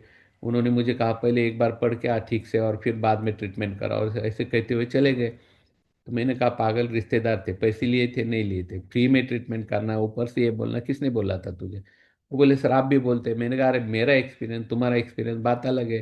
पेशेंट मुझे कभी दोबारा ऐसे नहीं बोलेगा। यहाँ पे तुझे ये करना चाहिए था कि ऐसा हुआ कि ठीक है दूसरी ट्रीटमेंट करते हैं, और रक्त मोक्षण के स्नेहन स्वेदन करके यदि अग्नि मोक्षण करता, अग्निकर्म करता, तो उनको ठीक लग जाता। और फिर बोलता ऐसे नहीं, ये अभी इससे ये लक्षण थी, अब ये करना जरूरी रहता, तो शायद ये ऐसे नहीं होता। तो कहने का मतलब है कि टाइप ऑफ पेन पे हमें क्या कर्म करना है ये डिसाइड करना उस वैद्य का कर्तव्य होता है। अब पित्तज मुखदूषिका, जिसे हम एक्ने वल्गारिस कहते हैं। अब आप हंसेंगे शायद कि इसमें क्या दर्द होता है, लेकिन जिनको होता है उनको ये समझता है कि इसमें क्या दर्द होता है। चेहरे पे एक छोटी फुंसी भी आती है तो पूरी स्किन, पूरी चेहरा खींचा हुआ होता है, इतना दर्द होता है। और यदि लड़की में ऐसी फुंसी आती है तो उस दर्द के ज़्यादा दर्द उसे दिखने का दर्द होता है कि मैं कैसे दिखूंगी, ये दर्द उसे ज़्यादा होता है। कॉस्मेटिक पेन इसमें ज़्यादा होता है फिर। तो ऐसे जो लड़कियां होती हैं इनमें लवण आम्ल रसात्मक आचार, स्पाइसी खाना या नमकीन खाना, ये चीज़ें ज़्यादा होती है। और मॉडर्न में भी इसके लिए ट्रीटमेंट होती है, लेकिन एक गई के दूसरी आती है, तीसरी आती है, और फिर चेहरा पूरी तरह से खराब हो जाता है। इसके लिए आयुर्वेद में दी बेस्ट ट्रीटमेंट होती है। बीच में एक लड़की अपनी माँ के साथ में ट्रीटमेंट के लिए आई, और आने के बाद में उसका रोना शुरू हो गया। उसने रोते रोते कहा कि कुछ भी हो जाए सर, मुझे 35 दिन में मुझे ठीक करके दे दो। मैंने कहा 35 दिन क्यों, ऐसा टाइम लिमिट क्यों है? तो उसने कहा कि 35 दिन के बाद में मेरी शादी है, और मुझे कुछ भी करके पहले जैसे बना दो। तो मैंने हिस्ट्री में पूछा कब तकलीफ, आप ट्रीटमेंट क्या ले? उसने कहा सर 6 महीने पहले मुझे एक फुंसी आई। फिर मैंने सोचा आयुर्वेद से धीरे धीरे फर्क होगा, इसलिए मैंने एलोपैथी डॉक्टर को दिखाया, लेकिन वो फुंसियाँ बढ़ती गया और वो अब पूरा चेहरा फुंसियों से भर गया है। और अब मेरे घर वाले भी बोलते हैं कि हमने शुरुआत में जैसे देखा था वो लड़की हमें चाहिए, अभी ऐसी लड़की हमें नहीं चाहिए। तो मेरी शादी भी टूट सकती, कुछ भी करके मुझे पहले जैसे बना दो। उस समय मुझे शोले के डायलॉग, जो अमजद खान का डायलॉग था, ये बहुत नाइंसाफ़ी है, ये डायलॉग मुझे याद आ गया। क्योंकि इंस्टेंट गुणकारी एलोपैथी के लिए 6 महीने थे, और धीरे धीरे फर्क होता है कहने वाले आयुर्वेद के लिए सिर्फ 35 दिन उसने दिए थे। तो उसको मैंने कहा कि रक्तमोक्षण यदि हम करते हैं तो फायदा होगा। उसने कहा तुमको सर जो करना है करो। मैंने कहा हम जुगुलर से रक्तमोक्षण करते हैं तो और ज़्यादा फायदा होगा। उसके लिए भी वो तैयार हो गई। फिर जुगुलर रक्तमोक्षण के आभ्यंतर उसको त्रिफला गुगुल, सूक्ष्म त्रिफला, कैशोर गुगुल, गंधक रसायन, रक्तपित्तंगन प्रवाशंक, अनंत हरितिक एस्टी, मधुमंजिष्ठा, ये कॉम्बिनेशन दे दिया। और सिर्फ कैलाश जीवन, क्योंकि ये फुंसियाँ रक्त दुष्टिजन्य थी, अंगार करने वाली थी, थ्रॉबिंग पेन्स वाली थी। तो कैलाश जीवन पूरे चेहरे को एक एक ट्यूब भी लगा दी दिन में तो भी चलेगा, ऐसे बोल दिया। 6 दिन उपरांत जब वो आई तो हंसते हुए चेहरे से आया, और उसने कहा कि सर काफ़ी फुंसियाँ मेरी सिकुड़ गई है, और सबसे में नई एक भी नहीं आई है, और दर्द मेरा पूरी तरह से चला गया है। और इस प्रकार से 6 हफ्ते के बाद में, 24 डेज के बाद में, वो पहले जैसे पूर्ण रूप से नॉर्मल हुई थी। थोड़े से पिगमेंटेशन, जो कि नाखून से ब्रेक किए हुए वहाँ पे ब्लैक पिगमेंटेशन दिख रहे थे, बाकी पूरा चेहरा उसका क्लियर हुआ था। यानी जिस रूप में उसके ससुर जी ने या उस दूल्हे ने उसे देखा था, उसी सुंदरता के साथ आयुर्वेद में सिर्फ 24 दिन में उस लड़की को वापस अपने जीवन में लाया था। यानी उसके जो अ, फुंसियों का दर्द था, उसके बजाय उसके शादी टूटने का जो दर्द था, ये आयुर्वेद ने इस प्रकार से सिर्फ 24 दिन में ठीक किया था। इस प्रकार के त्वक विकार के जितने भी रक्त दुष्टिजन्य दर्द है, अब इसमें कंजंक्टिवाइटिस आएगा, पित्तज की टिब आएगा, हर्पिस जोस्टर आएगा, या आर्टिकेरिया आएगा, या पित्तज मुखदूषिका आएंगे। तो जहाँ जहाँ थ्रॉबिंग पेन से, बर्निंग पेन से अंगार होती है, सभी प्रकार के त्वचा विकार में हम रक्तमोक्षण उसमें कर सकते हैं। महापंचतिक्त घृत देकर विरेचन उसके बाद में यदि करते हैं, और अभ्यंतर रक्त पित्तंग चिकित्सा देते हैं, तो ये सभी प्रकार के व्याधि इंस्टेंट रूप से ठीक होते हुए आपको दिखाई देंगे। अब टाइप ऑफ पेन जो है, तो अभी प्रीकिंग पेन, सूचिगत वेदना, इसमें चुभने वाले दर्द होते हैं। तो ये वात स्वरूप वात प्रधान व्याधि वेदना होते हैं। तो व्याधि के अनुसार हम यदि सहचर तेल, नारायण तेल, विषगर्भ तेल के नियोजन करते हैं, स्थानिक स्नेह स्वेदन करते हैं, या बस्ती कर्म करते हैं, तो ये सूचिगत वेदना इंस्टेंट जाते हुए दिखाई देते हैं। रेडिएटिंग पेन्स, अब एक जगह से दूसरी जगह वेदना जाना, रेडिएट होना, इसे रेडिएटिंग पेन्स कहते हैं। तो ज़्यादातर सर्वाइकल स्पॉन्डिलोसिस, लंबर स्पॉन्डिलोसिस, इनमें रेडिएटिंग पेन्स होते हैं। सर्वाइकल रहेगा तो दोनों हाथ में रेडिएटिंग पेन्स होते हैं। लंबर रहेगा तो दोनों पैरों में ना अंगूठे तक ये रेडिएटिंग सीवियर पेन्स होते हैं। ये पेन्स की सीवियरिटी इतनी सीवियर होती है, इतनी तीव्र होती है कि पेशेंट अनबेरेबल दर्द के कारण रोते रहता है। किसी भी पोजीशन में बैठना, किसी भी पोजीशन में सोना मुमकिन नहीं होता है। तो मॉडर्न साइंस में इसके लिए अपना जो ट्रैक्शन लगाते थे पहले, तो ट्रैक्शन से लंबर ट्रैक्शन, सर्वाइकल ट्रैक्शन से उसके वो जो वर्टिब्रा खींचे जाते हैं, जिससे नर्व कॉम्प्रेशन जो है, ये नर्व कॉम्प्रेशन रिलीव्ड होता है और पेशेंट को रिलीफ मिलता है। लेकिन उसे मैंने कभी भी परमानेंट थेरेपी नहीं कहा है। यदि किसी रबर को हम खींचते हैं और रबर छोड़ देते तो वापस रबर अपनी पूर्व जगह पे जाता है। ऐसे वर्टिब्रा को तुम खींचते हो, खड़े होने के बाद ग्रेविटेशनल फोर्स से फिर से दोनों वर्टिब्रा, सभी वर्टिब्रा एक दूसरे के ऊपर प्रेशराइज हो जाते हैं, और वो जो ट्रैक्शन से एक्शन मिलने वाली थी वो नष्ट हो जाती है। इसलिए इसका दी बेस्ट सोल्यूशन आयुर्वेद में होता है। मांसरस सिद्ध तिक्तक शिरबस्ती या तिक्तक शिरबस्ती यदि हम करते हैं, तो वहाँ का जो दोनों वर्टिब्रा का जो कार्टिलेज होता है, जो घिस गया, घिसाई उसकी होती है, ये भर जाती है। उसका प्रोलैप्स जो बाहर आना होता है वो फिक्स हो जाता है, और नर्व कॉम्प्रेशन या थिकल से कॉम्प्रेशन जो होता है ये रिलीव होते हुए दिखाई देता है। तो मोर देन 75-100 से ज़्यादा केसेस आयुर्वेद से पूर्ण रूप से ठीक होते हुए मैंने देखे हैं। इवन दो वहाँ का जो डिजनरेशन है, डिजनरेशन डिजनरेशन जाके रीजनरेशन होते हुए भी मैंने कई पेशेंट में देखा है। तो द बेस्ट सॉल्यूशन आयुर्वेद होता है। Lumbar spondylosis, cervical spondylosis, herniation, protrusion, lumbar canal stenosis, ligamentum flavum या लिस्थेसिस, प्रोट्रूजन, हर्निएशन, सब आयुर्वेद से ठीक होता है। मेन आयुर्वेद का जो विचार है कि वहाँ का अस्थि मज्जा क्षीणता को नष्ट करना, ये यदि होता है तो परमानेंटली पेशेंट ठीक होते हुए देखा है मैंने। मैंने अभी एक 2014 में एक patient, 26 years old patient, L4 L5 में यू सेप कॉम्प्रेशन, और उसके कारण फुट ड्रॉप उसे हुआ था, राइट फुट ड्रॉप हुआ था, और फुट ड्रॉप के कारण वो पैर घिसते घिसते चलता था, और सीवियर दर्द के कारण नासिक में ओकाड हॉस्पिटल में एडमिट था। फ्राइडे के दिन उसका फ्रेंड वहाँ बाहर आया था चेक करने के लिए। वो जल्दबाजी करने लगा मेरे फ्रेंड की, कल सर्जरी है, प्लीज़ मुझे जल्दी ले लो। तो मैंने पूछा कि सर्जरी किसकी है, तो उसने कहा मेरे फ्रेंड है, उसको कमर में दर्द है, उसके दोनों पैर नीचे के चले गए हैं और कल सुबह ऑपरेशन है। तो मैंने कहा एज कितनी, बोले 26। मैंने कहा शादी हुई उसकी, उसने कहा नहीं। मैंने कहा उसको बोलना शादी नहीं करना दोबारा, तो वापस। तो उसने कहा क्यों? मैंने कहा इतने 26 ईयर्स में यदि ऑपरेट कर रहा है तो आगे चल के आगे का भविष्य क्या रहेगा उसका, क्योंकि ये तो वापस उसे दर्द होने वाला है। तो उसने कहा सर ने उसको चल भी नहीं पाता है। तो मैंने कहा, वो बोले आयुर्वेद से होगा। मैंने कहा होगा, तो क्या लेकर आओ। मैंने कहा लेकर आओ। दूसरे दिन 8 बजे उसका फ़ोन आता है, सर ये छोड़ नहीं रहे। तो मैंने कहा उनको ये बोलो कि पैसे की एडजस्टमेंट नहीं हुई है, हमारे पास पैसे नहीं है, तो फ्री में करते हो तो करो। तो जब हम पैसे नहीं बोलते तो पेशेंट, डॉक्टर तुरंत ना बोल देता है। तो पैसे नहीं, इसलिए उसको डिस्चार्ज उस दिन मिल गया। उसी दिन सैटरडे के दिन कोपरगांव एक ट्रीटमेंट हो गई। शिरडी के रहने वाले थे, मंडे को एडमिट हो गए। हमारा प्रोटोकॉल होता है मंडे टू फ्राइडे एडमिट होना। सुबह शाम सस्न निरोबस्ती सुबह में, कटी बस्ती कटी लेपन, शाम को स्नेहन षष्टिक स्नेहन, अल्टरनेट डे शिरोधारा, रात को सहचर तेल का अनुवासन बस्ती, ये प्रोटोकॉल होता है। मंगलवार सोमवार के दिन, शनिवार को जो ट्रीटमेंट है उससे उसको काफ़ी रिलीफ मिल गया। सोमवार की ट्रीटमेंट हो गई, मंगलवार के ट्रीटमेंट में उसका दर्द पूर्ण रूप से बंद हो गया, और बुधवार के दिन उसका फुट ड्रॉप चला गया। 4 दिन में पेरोनियल कॉम्प्रेशन चला जाता है। ये दैट वाज फर्स्ट केस। और आज भी वो लड़का, उसके बाद में शादी हो गई, उसको 2 लड़कियां हैं, और आज भी उसे इंजीनियरिंग का, रियल एस्टेट का बिजनेस करता है। उसे दोबारा कभी भी कमर दर्द की शिकायत नहीं हुई। यानी रेडिएटिंग पेन परमानेंटली जाने का सोल्यूशन सिर्फ और सिर्फ आयुर्वेद में है। इस प्रकार से उसमें लाइन ऑफ ट्रीटमेंट जो होती है, अभी डिवाइन आयुर्वेदा जो हमारी कंपनी, हमने टीकेबी जेल एक निकाला हुआ है, रेडी टू यूज।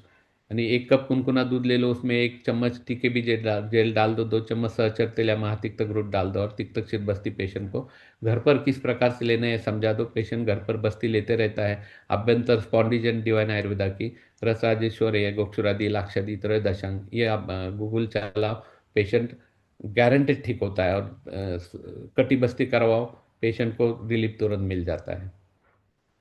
अब मूत्राशमरी, एक्यूट रीनल कोलिक पेन जो बोलते हैं, या एक्यूट पैंक्रिटाइटिस के पेन्स होते हैं, इसमें डिफरेंशियल डायग्नोसिस तुमको आना चाहिए। एक्यूट पैंक्रिटाइटिस में लेफ्ट हाइपोकॉन्ड्रियाक में दर्द होता है, और pain back to front to back radiating pains होते हैं, और सीरम अमाइलेज लाइपेज बड़ा होता आता है।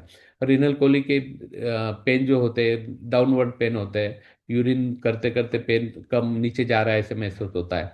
तो एक्यूट पेन में यदि हम सहचर तेल या नारायण तेल का अनुवासन बस्ती करते हैं तो दर्द विद इन 5 to 10 मिनट जाते हुए मैंने देखा है। तो एक्यूट रीनल कोलिक में मात्रा बस्ती का रोल सबसे अहम होता है। वैसे ही डिस्म्यूनर है जिसे हम कष्टार्थ कहते हैं, तो कष्टार्थ में भी पीरियड के पहले दिन या पीरियड कल आने वाला है तो आज मात्रा बस्ती हम अनुवासन तेल, नारायण तेल, सहचर तेल, तिल्ली का तेल, किसी भी तेल का यदि लेते हैं तो फर्स्ट डे में होने वाला एक्यूट एब्डोमेन पेन ये 100% बंद होता है। सिर्फ दर्द ही बंद नहीं होता है, जो अत्यर्थ है या ऑलिगोमेनोरिया है ये भी रक्तस्राव भी नियंत्रित उससे रहता है।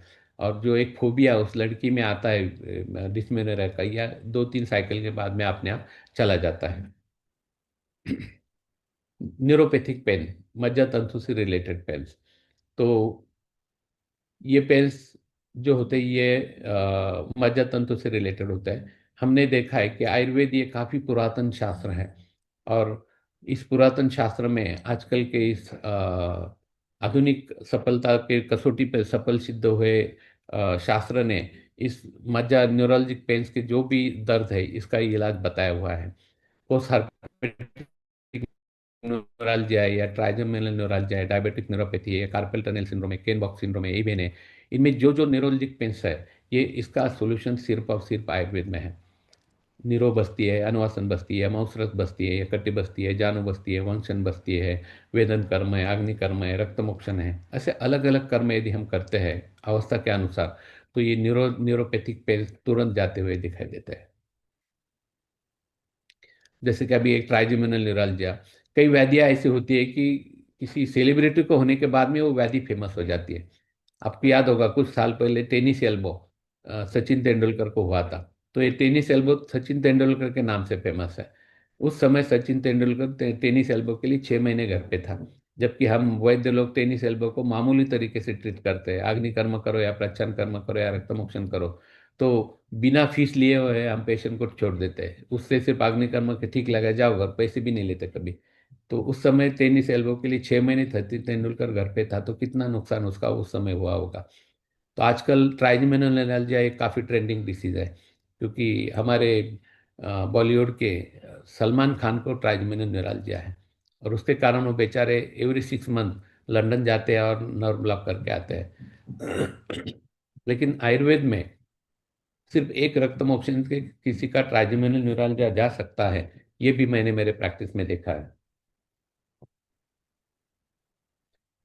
अभी अगस्त 23 की अभी ट्राइजेमिनल न्यूरालजिया में क्या होता है कि हमारी जो ट्राइजेमिनल नर्व है उसमें कॉम्प्रेशन आ जाता है, वहाँ पे इन्फ्लामेशन होता है। दर्द की शुरुआत दांतों से होती है, दर्द दांतों में शुरुआत होता है, पेशेंट शुरुआत में डेंटिस्ट के पास जाता है, डेंटिस्ट एक दो दांत निकाल लेता है, फिर कहता है ये मेरी केस नहीं, फिर फिजिशियन के पास जाता है, फिजिशियन महीना 2 महीने ट्रीटमेंट देता है, फिर कहता है मेरी केस नहीं है, फिर न्यूरो फिजिशियन के पास पेशेंट जाता है, और फिर एप्टाइन और ट्रिप्टोमर ये दो दवा के सिवा कोई भी दवा मॉडर्न में भी नहीं है। उसे शुरुआत में ठीक लगता है, फिर सेंसिटिविटी आने के बाद, रेजिस्टेंस आने के बाद में फिर पेशेंट को दर्द शुरू होता है, फिर हाइयर डोज में लेते हुए मैंने देखा है कई बार लोकल नर्व ब्लॉक करते हुए भी पेशेंट को मैंने देखा है। लेकिन ऐसे पेशेंट यदि आयुर्वेद के पास आते हैं तो तीव्र वेदना रक्त मोक्षण से तुरंत ठीक होते हुए मैंने देखा है। अगस्त 23 में एक लेडी जो कि बाजू के एक छोटे से गांव से आई थी, पिछले 8 सालों से उसको ट्राइजेमिनल न्यूरालजिया की शिकायत थी, और पिछले 6 महीने से दर्द के कारण वो घर पर ही सोई थी। कोरोना एक में काम था, खाने के लिए मुंह भी वो खोल नहीं पाती थी, मुंह भी खोलती थी तो दर्द बढ़ जाता था, इसलिए लिक्विड डाइट पे होती, फोन पे बोलने भी जाती थी तो दर्द होता था, इसलिए किसी पे मोबाइल पे बात नहीं करती थी, खा डाइट लिक्विड डाइट लेके सो के वो रहती थी। तो आई तो उस दिन मैं नासिक ओपीडी में था, तो वहाँ पे डॉक्टर विजय ने उसे ट्रीट कर लिया। सूक्ष्म बृहत्वाद चिंतामणि, गरीब थी इसलिए 1 ग्राम बृहत्वाद चिंतामणि 10 ग्राम गिलोय सत्व में मिला के 30 पूड़ी बना के सुबह शाम लेने के लिए दे दी। कैशोर गुगुल पथ्यादि ओटी पथ्यादि काढ़ा, कुमकुम घृत नस्य नाक में डालने के लिए उसने दिया था। 6 दिन के बाद जब वो आई तो मैंने था इसलिए जुगुलर रक्त मोक्षण उसने नहीं किया था। 6 दिन के बाद जब वो आई तो थोड़ा सा दर्द कम हुआ ऐसे उसने कहा, तो फिर इसी दवा के साथ में जुगुलर रक्तमोक्षण उसका कर लिया और 6 दिन के बाद नज़दीकी थी इसलिए 6 दिन के बाद वापस बुला लिया। 6 दिन के बाद जब वो आई तो आने के बाद उसके हस्बैंड ने कहा डॉक्टर आपने तो जादू कर दिया। हम घर जाते जाते उसका दर्द काफी हद तक कम हुआ था और घर जाने के बाद में उसका दर्द पूरी तरह से ठीक हो गया। तब से आज तक 6 दिन, वो 6 दिन कंटिन्यू फोन पे बातें कर रही है, उसे बिल्कुल दर्द नहीं होता है। सब खाना शुरू किया, इतना ही नहीं उसने खारक भी खा के देखी, हार्ड खाने के बाद में भी उसे दर्द नहीं हुआ। अब आप कहेंगे कि ये टेम्पररी फ्लूक होगा या किसी एक आधे केस में ये दर्द ठीक हुआ होगा, लेकिन उसके बाद में अगस्त के बाद में अक्टूबर तक उसने सिर्फ दवा लिया, अक्टूबर 23, और उसके बाद में वो चली गई। तो अभी डायरेक्ट अप्रैल 25 में वो जोड़ों का दर्द होता है इसलिए आई थी। और तब मैंने पूछा तो उसने कहा उसके बाद में मुझे कभी भी दर्द वो नहीं हुआ। यानी एक रक्त मोक्षण और सिर्फ 2-3 महीने की आयुर्वेद चिकित्सा से उसका ट्राइजेमिनल एलर्जी आज तक पूर्ण रूप से चला गया है। ऐसे कम से कम 7-8 केसेस मेरे सामने है कि जो आज भी स्वस्थ है, उनको दोबारा ट्राइजेमिनल एलर्जी की शिकायत नहीं हुई। तो यदि किसी की सलमान खान से पहचान होगी तो उसे जाके आयुर्वेद के बारे में बोल दो, ये ट्राइजेमिनल एलर्जी का है। कई बार मस्कुलर पेन होता है, यानी मज्जा स्नायुगत वात या मांसगत वात जिसे हम कह सकते हैं, जिसको हम मस्कुलर स्ट्रेन या मस्कुलर स्ट्रेन भी कहते हैं। तो ये दर्द ज़्यादा यदि नर्व अपन मसल पुल हुआ ऐसे बोलते हैं, तो ये दर्द जल्दी जाता नहीं। तो ऐसी स्थिति में यदि हम इंस्टेंट वहाँ पे वेदन कर्म करते हैं, विद्ध कर्म करते हैं या अग्नि कर्म करते हैं, स्नेह स्वेदन कर्म करते हैं या बस्ती कर्म करते हैं, तो इसका यह दर्द तुरंत ठीक होते हुए दिखाई देता है। अब कई बार ऐसे होता है कि दर्द का कारण पता नहीं चलता। जैसे फनी केस मैंने बोला, वैसे कई पेशेंट हमारे पास आते हैं और कहते हैं कि दर्द हो रहा है, सब इन्वेस्टिगेशन किए लेकिन दर्द का कारण पता नहीं होता है। और ब्लाइंड पेन के लिए वो अपने पेन किलर खाए जाते हैं, खाए जाते हैं, खाए जाते हैं। और आजकल एक हेल्थ अवेयरनेस ज़्यादा आ गया, तो फिर पेशेंट एक दिन उसे विचार आता है अरे ये पेन किलर खाना तो कितने दिन खाना, और फिर उसको आयुर्वेद की याद आती है। तो ऐसे ब्लाइंड पेन जिसे हम कहते हैं, अननोन पेन जिसे हम कह सकते हैं, तो ऐसे पेन वाले पेशेंट जब आयुर्वेद के पास आते हैं तो आयुर्वेद का इक्वेशन सिंपल है। आयुर्वेद ने कहा है कि वात, शूल इज इक्वल टू वात, वात इज इक्वल टू बस्ती। तो यदि ऐसे पेशेंट हमारे पास आते हैं तो ब्लाइंडली हम योग बस्ती क्रम करते हैं, ससने नुरो बस्ती अनुवासन, ससने नुरो अनुवासन, अनुवासन अनुवासन। ऐसे 5 दिन का योग बस्ती क्रम यदि हम करवाते हैं, स्थानिक स्नेह संवेदन करवाते हैं और आभ्यंतर कुछ अफोर्डेबल रहेगा तो व्रत व चिंतामणि दे सकते हो, या गूगल कल्प अमृता गूगल हो त्रयोदशांग, या वर्टिब्रा से रिलेटेड हो त्रयोदशांग दे दो, जॉइंट से रिलेटेड अमृता दे दो, योगराज दे दो, या डिवार्थो टैबलेट दे दो, डिवार्थो गोल्ड दे दो। ऐसे रिलेशन से लेके युक्ति चिकित्सा यदि करते हैं तो ये दर्द उनका पूर्ण रूप से जाता है। और आयुर्वेद ऐसा शास्त्र है, बस्ती ऐसी चिकित्सा है कि एक बीमारी ठीक करते करते दूसरी वात से निर्मित सभी बीमारियों में उपशय मिलता है। तो मैं प्राउडली हमेशा कहता हूँ कि आयुर्वेद ऐसा शास्त्र है कि एक शास्त्र बीमारी ठीक करते करते दूसरी 4 बीमारी ठीक करने वाली, अपने आप ठीक करने वाली शास्त्र है। ना कि एक बीमारी ठीक करते करते 4 गिफ्ट में मिलने वाली भी है, मिलने वाली शास्त्र है। तो ये डिफरेंशिएट हम इसमें कर सकते हो। नॉसिसेप्टिव पेन जिसे हम अस्थि मज्जागत पेन्स कहते हैं, क्योंकि पेशेंट कहता है कि हड्डियों से दर्द मुझे चुभता है, हड्डियों से अंदर से वेदना आती है। तो ये मज्जागत वेदना होती है। ऐसे वेदना का ज़्यादातर संधिगत वात या आम वात में या वात रक्त में पाई जाती है। तो दर्द टाइप ऑफ पेन किस प्रकार से है? थ्रॉबिंग है तो रक्त मोक्षण करो, प्रिकिंग है तो स्थानिक स्नेह स्वेदन करके, नाग भस्म इसमें काफ़ी अच्छा काम करते हुए मैंने मेरे प्रैक्टिस में देखा है। नाग भस्म यदि हम अभ्यंतर देते हैं और स्थानिक स्नेह स्वेदन करते हैं तो नॉसिसेप्टिव पेन्स भी तुरंत जाते हुए दिखाई देते हैं। इस प्रकार से पेन मैनेजमेंट का शॉर्ट में यदि कंक्लूजन हम करते जाएं तो थ्रॉबिंग, बर्निंग पेन्स, पल्सेटिल पेन्स, दाह करने वाले पेन्स जो होते हैं उसमें रक्त मोक्षण दी बेस्ट होता है। ऑल टाइप ऑफ अग्निकर्म जो होता है, जहाँ पे वातज पेन्स है, यूनिलैटरल पेन्स है, वो अग्निकर्म से ठीक होता है। एक्यूट पेन्स है, प्रीकिंग पेन्स है और कहीं भी है, लोकलाइज है, तो ये विद्ध कर्म से ठीक होता है। या स्थानिक दर्द है तो ये स्नेह स्नेह स्वेदन से कम होता है। जानुगत वेदना है, गलगत है, अंशगत है, वंशनगत है या कटिगत है, तो ये जानु बस्ती, कटि बस्ती, मन्य बस्ती, अंश बस्ती, वंशन बस्ती, हृदय बस्ती, इससे हम ठीक कर सकते हैं। बीच में एक रह गया है कि एक चेस्ट पेन, जैसे हम कहते हैं कि पेशेंट को pain in chest, pain in chest के कारण हमें 30 सिर्फ एक ही पता है कि हार्ट अटैक, लेकिन 36 पेन इन चेस्ट के कारण होते हैं। मैंने ऐसे पेशेंट देखा है कि छाती में दर्द हो रहा है, डॉक्टर के पास जाए, डॉक्टर ने ईसीजी करवाया, कुछ नहीं कहा, एक बार हुआ, दो बार हुआ, तीन बार हुआ, फिर डॉक्टर कहता है साइकोलॉजिकल है, फिर वो दूसरे फिजिशियन के पास जाता है, वही भी फिर से वो ईसीजी निकालता है। ऐसे 50-50 ईसीजी लेकर आने वाले पेशेंट मैंने मेरे प्रैक्टिस में देखे।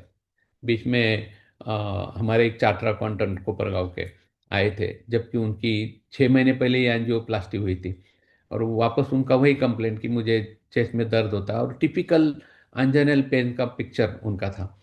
चेस्ट में लेफ्ट साइड में हार्ट की जगह पे दर्द होता है, चलने के बाद में लेफ्ट हैंड में रेडिएट दर्द होता है, थ्रॉबिंग दर्द होता है, उसके कारण रात रात नींद नहीं आती, और सीवियर एंजाइटी उनको उस दर्द के कारण थी। इतना ही नहीं, उन्होंने उसके बाद में वापस एंजियोग्राफी करवाई थी, या कहीं वापस ब्लॉक तो नहीं हुआ, लेकिन सब नॉर्मल था। डॉक्टर ने उनको काफ़ी एंटी एंजाइटी ड्रग भी दिए थे, फिर भी उनका दर्द नहीं बंद हो रहा था। जब वो आयुर्वेद के पास है, उनको टाइप ऑफ दर्द मैंने पूछा, तो उन्होंने कहा कि मुझे यहाँ पे जलन होती है, चेस्ट पे जलन होती है। तो ये टाइप ऑफ पेन जो था, ये रक्त दुष्टजनक था। तो सबसे पहले मैंने चंदन बाला तेल का हृद बस्ती उनका कर लिया, फिर लेफ्ट क्यूबाइटल से रक्त मोक्षण कर लिया, और एंजाइटी के लिए शिरोधारा करवा ली। उनको अफोर्डेबल था इसलिए बृहत्वाद चिंतामणि एक एक गोली 2 बार, सूर्यनम ब्राह्मी डिवाइन आयुर्वेदा की रात को एक गोली उनको दे दी, और 6 दिन के बाद में बुलाया। 6 दिन के बाद जब वो आए तो इतने खुश थे। आने के बाद उन्होंने कहा, डॉक्टर आपने जादू कर दिया, मेरा दर्द पूर्ण रूप से ठीक हो गया। सबसे अहम, दर्द तो गया, मैं शांति से सो सकता हूँ, और सबसे मेन, मेरा दर्द, हार्ट अटैक का डर मेरे मन से चला गया। यानी उस समय मैंने, वो चार्टर अकाउंटेंट थे मेरे, तो मैंने उनसे फीस नहीं ली थी। तो तब से आज तक मेरे सभी अकाउंटिंग वो संभालते हैं, और उस फीस में आज तक दोबारा उन्होंने मुझसे आज तक कभी भी फीस नहीं ली। यानी अभी उसको भी 15-20 साल हुए, 15-20 साल से वो कभी मेरी फीस नहीं लेते, लेकिन उनका चेस्ट पेन तब से आज तक दोबारा उनको कभी नहीं हुआ। आपको हंसी लगेगी, लेकिन एक आत्मा मलिक हॉस्पिटल है हमारे यहाँ, तो वहाँ के एक कार्डियोलॉजिस्ट, कार्डियक सर्जन ये आए थे, और वो दिन उनकी बीवी अब बीएमएस थी उसके साथ में। और एक दिन शर्माते उन्होंने कहा कि सर, मुझे भी थोड़ा सा पूछना था। मैंने कहा पूछो। तो उन्होंने कहा, सर मुझे हार्ट अटैक का डर बना रहता है। मैंने कहा, दूसरे का हार्ट ओपन करके आप देखते हो और आपको खुद के हार्ट का डर लगता है। तो उन्होंने कहा, सर मैंने एंजियोग्राफी भी कर ली है, कुछ नहीं, लेकिन चेस्ट में दर्द होते रहता है, और इनर माइंड में कहीं ना कहीं वो दर्द है। तो उनका भी मैंने वृद्ध बस्ती शिरोधारा करवा ली, रक्तमोक्षण करवा लिया, और उसके बाद में उनका मन का, उनका हृदय का, और उनका वो सीने का दर्द पूर्ण रूप से आयुर्वेद से चला गया। तो इस प्रकार से जितने भी दर्द होते हैं, ये सब दर्द हम आयुर्वेद से ठीक कर सकते हैं। आजकल आयुर्वेद को कालबाह्य शास्त्र कहने वाले, आयुर्वेद को सूडो साइंस कहने वाले जो लाखों तथाकथित डॉक्टर्स हैं, उनके सीने का दर्द आयुर्वेद की छोटी छोटी क्रियाएं आने वाले समय में पूर्ण रूप से ठीक कर देंगे, क्योंकि कहते हैं कालाय तस्मय नमः। तो फिर से एक बार मैं मेरे वाणी को विराम देते हुए डॉक्टर रामदास गर्जे, उनके पूरे एफिशिएंट टीम को मैं तहे दिल से साधुवाद देता हूँ, धन्यवाद देता हूँ कि आपने इतना अच्छा आयुर्वेद प्रचार प्रसार का कार्य किया है, और इतने शिवरात्रि के पवित्र दिन में इतने ज्ञानी श्रोताओं के सामने मेरे विचार प्रस्तुत करने का सुअवसर मुझे दिया है। फिर से एक बार मैं धन्यवाद कहता हूँ। Thank you very much, sir, for sharing invaluable clinical wisdom and practical insight with us. Now, I respectfully invite our founder president, Dr. Ramdas Garje, sir, to kindly proceed with a digital felicitation of our honorable speaker as a token of gratitude from Mass.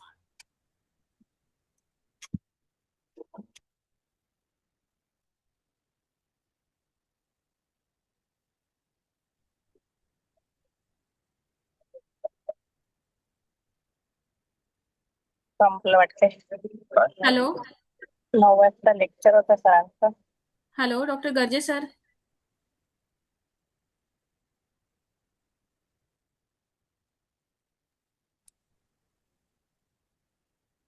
हाँ madam, question answer session गया था। Okay, sir. Moving towards question answer sessions, there are some question already in a chat box.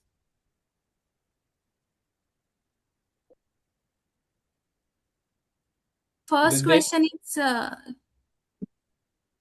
हाँ can you show how to do jugular rakta mokshan demo? If possible, sir, please. yes, yes. जुगुलची slide low. Jugular रक्त मोक्ष. Just a minute. Okay, sir. Jugularची slide. This slide. Other doctors, please post your question in a chat box. Jugular रक्त मोक्ष video. Liver आहे का? रक्तमोक्षण आहे. याचे.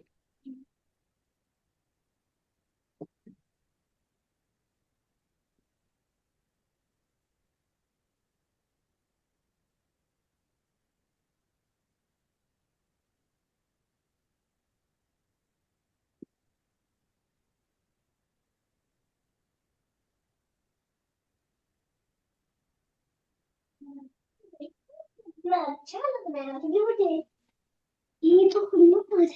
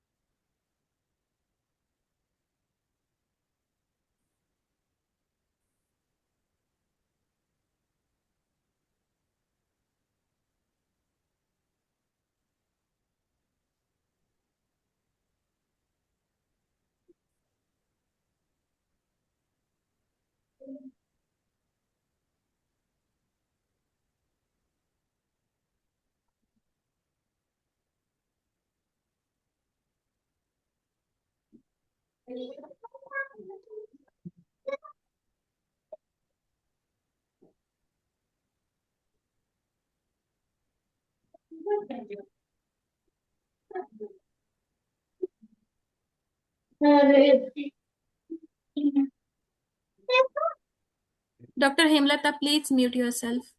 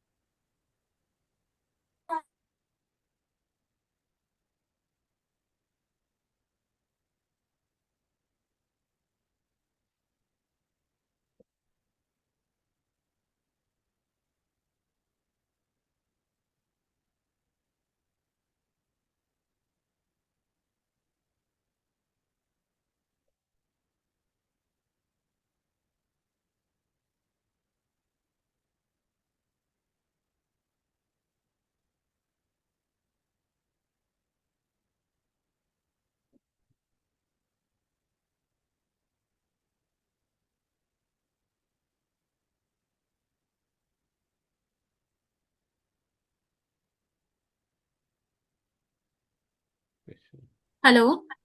हाँ. Moving towards next question sir.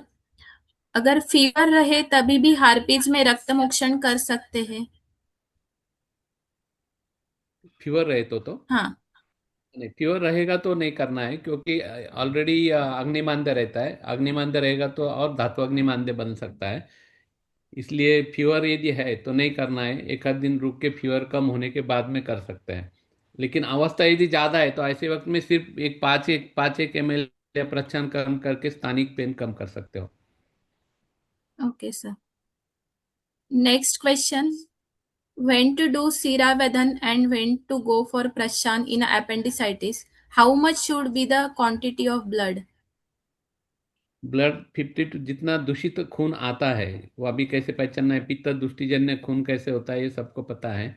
एकदम स्टमन कलर या ब्लैक, डार्क ब्लैक, हॉट, उष्ण स्पर्शी होता है, विसर्गंधी होता है।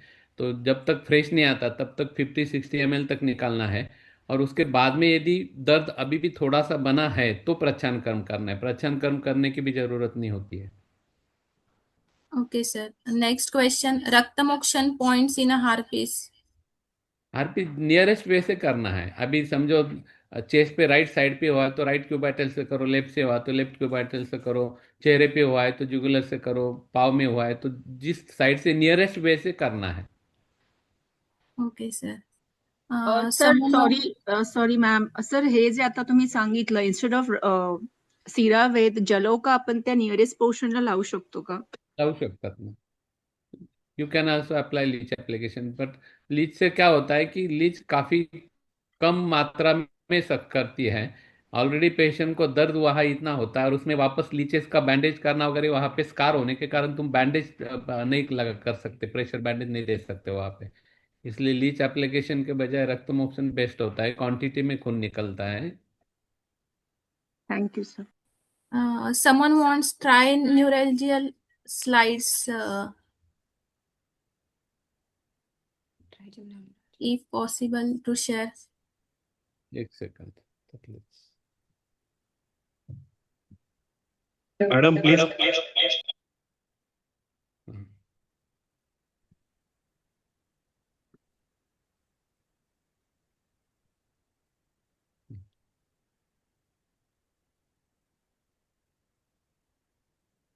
The next question. Sir, please share treatment for allergy to hair color of 55-year male. क्या क्या? Treatment for allergy to hair color. I think we are going through pain management series. Yes yes, अभी main जो दर्द होता है वो throbbing pen होते हैं, बर्निंग पेन होते हैं, तो रक्तमोक्षण करना है। रक्तमोक्षण के बाद में कैशोर गुगुल, मेन व्रणकर्म चिकित्सा, अभी वहाँ पे जो ब्लिस्टर्स आते हैं उसको ब्रेक कर मोक्षण धूप नमक धूपन करना है। आभ्यंतर रक्तपाचक कैशोर गुगुल लेना है, गंधक रसायन भी लेना है। और मेन रक्तमोक्षण इंस्टेंट पेन्स के लिए जो होता है बर्निंग पेन्स, रक्तमोक्षण चाहिए उसको। A pregnant female having burning pain in a feet. तो ऐसी स्थिति में यदि म- म- है अबाउट 10 है तो वहां से तुम 20-30 ml रक्तमोक्षण कर सकते हो। लेकिन सिर्फ हेमोग्लोबिन देखना जरूरी है। बच्चों सर में बॉयल में रक्त मोक्षण तो नहीं कर सकते. देन शमन चिकित्सा. अच्छा, प्रच्छन कर सकते हैं। शमन में कैशोर गुगुल दे सकते हैं। रक्तपाचक कैशोर गुगुल से वो बॉयल बंद रिड्यूस हो जाता है। सर मोस्ट इम्पोर्टेंट क्वेश्चन है चिकन गुनिया जॉइंट पेन में हम कुछ चिकनगुनिया पंचकर्मा के लिए रिलेटेड. योग बस्तिक्रम करते हैं। आम पाचक चिकित्सा चाहिए। योग बस्तिक्रम और कैस्ट्रोइल आभ्यंतर दे दो, गिलोय काढ़ा और बना के आभ्यंतर अर्ली मॉर्निंग में एक कप 2 कप पानी, 1 चम्मच गिलोय चूर्ण काढ़ा बना के आधा कप बचाओ, छान के उसमें 1 चम्मच कैस्ट्रोइल डाल के अर्ली मॉर्निंग में ले लो और योग बस्तिक्रम करो। दीवार तो टैबलेट 2 बार, दीवार तो गोल्ड रात को एक ले लो, बंद होता है सब। Where rakta mokshana has to be done in a frozen shoulder. फिर से वही आता है, फ्रोजन शोल्डर में रक्तमोक्षण करना चाहिए नहीं करना चाहिए, वो टाइप ऑफ पेन पे डिपेंड है। वहां पे थ्रॉबिंग पेन है, बर्निंग पेन है, तो रक्तमोक्षण करना है। तो रक्तमोक्षण जहाँ पे पॉइंट है उसी से प्रच्छन करो, या उस साइड से जो क्यूबाइटल से रक्तमोक्षण कर लो। How much blood should be drawn jugular रक्तमोक्षण for specific disease? ऐसा कुछ है क्या सर? सेम सेम, दूषित दोष जब तक आते तब तक करना है। 40, 50, 60 ml तक निकाल सकते हैं। Line of treatment for cervical spondylosis. Cervical spondylosis हो, लंबा स्पॉन्डिलोसिस हो, सब में अस्थि मज्जा क्षीणता को रिकवर करना है। इसलिए तिक्तक्षीर बस्ती या मांसरस सिद्ध तिक्तक्षीर बस्ती देना है। लाक्षादी गुगुल डिवाइन आयुर्वेदा की स्पॉन्डिजन के दी बेस्ट रिजल्ट्स है।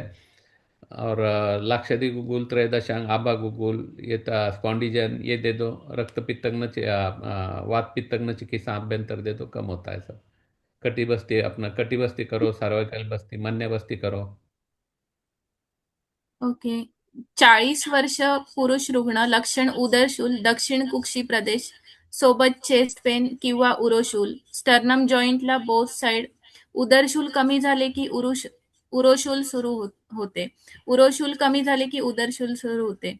प्रकृती पित्तवात, मल प्राकृत, पूर्वा इतिहास स्किन डिसीज, इसप 13 वर्षापूर्वी. मन्याशूल, सध्या शूल कमी आहे पण पूर्ण गेलेला नाहीये. आणि याचे योग बस्तीक्रम करून घ्या, शिरोधारा करा आणि याला सुवर्णब्राह्मी रात्री एक द्या फक्त.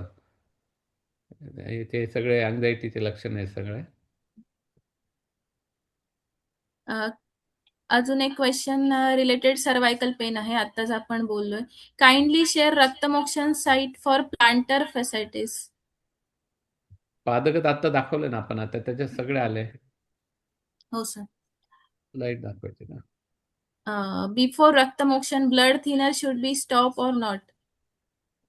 काही करत नसते त्याने. इकोस्प्रिन, क्लोपिड्रेगेल वगैरे चालू असले तरी काही फरक पडत नाही. समवन आस्किंग व्हेरिकोज वेन साठी रिझल्ट और ट्रीटमेंट.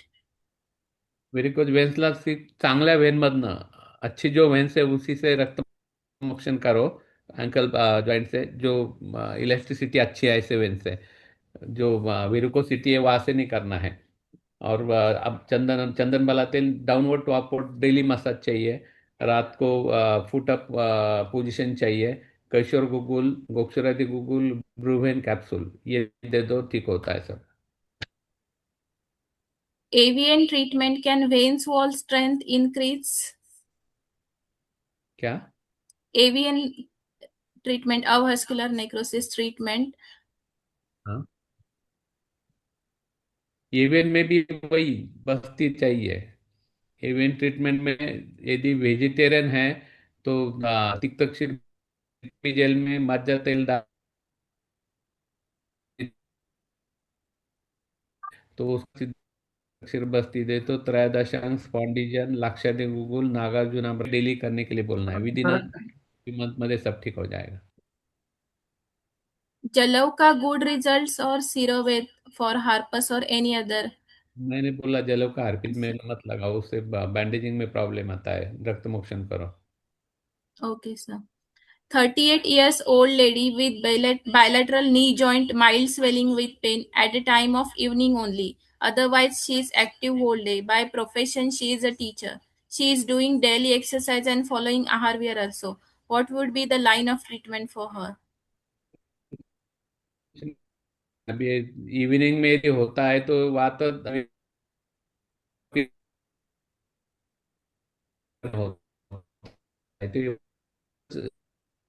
आवाज ब्रेक होतोय उसको सर. जानू बस्ती करो, जानू बस्ती से ठीक हो जाए। ये वातच जानूशूल है। तो यदि होता है शाम का समय, वात का होता है, दिन भर के एक्सरसाइज के बाद में, वर्किंग के बाद में शाम में होता है, तो ये वातच जो है, बस्ती करो। अमृता गुगुल, दीवार तो टैबलेट या क्षीरबाला कैप्सूल दे दो, ठीक हो जाए। Other question, same like with profession. Civil contractor, 45-year male patient with tinnitus and earache, which comma can be done?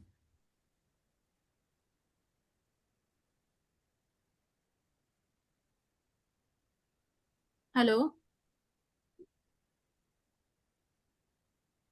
Hello?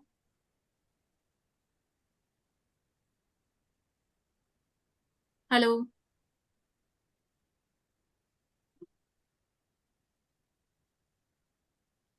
Hello. Hello sir के यहाँ नेट का इशू हुआ है क्या? Hello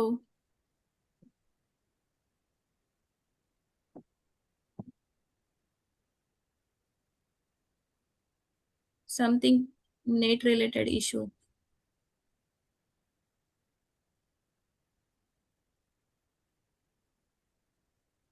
hello give me few seconds.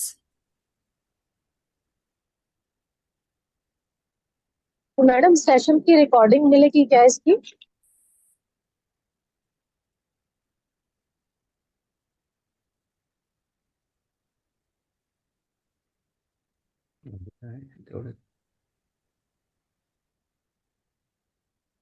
Hello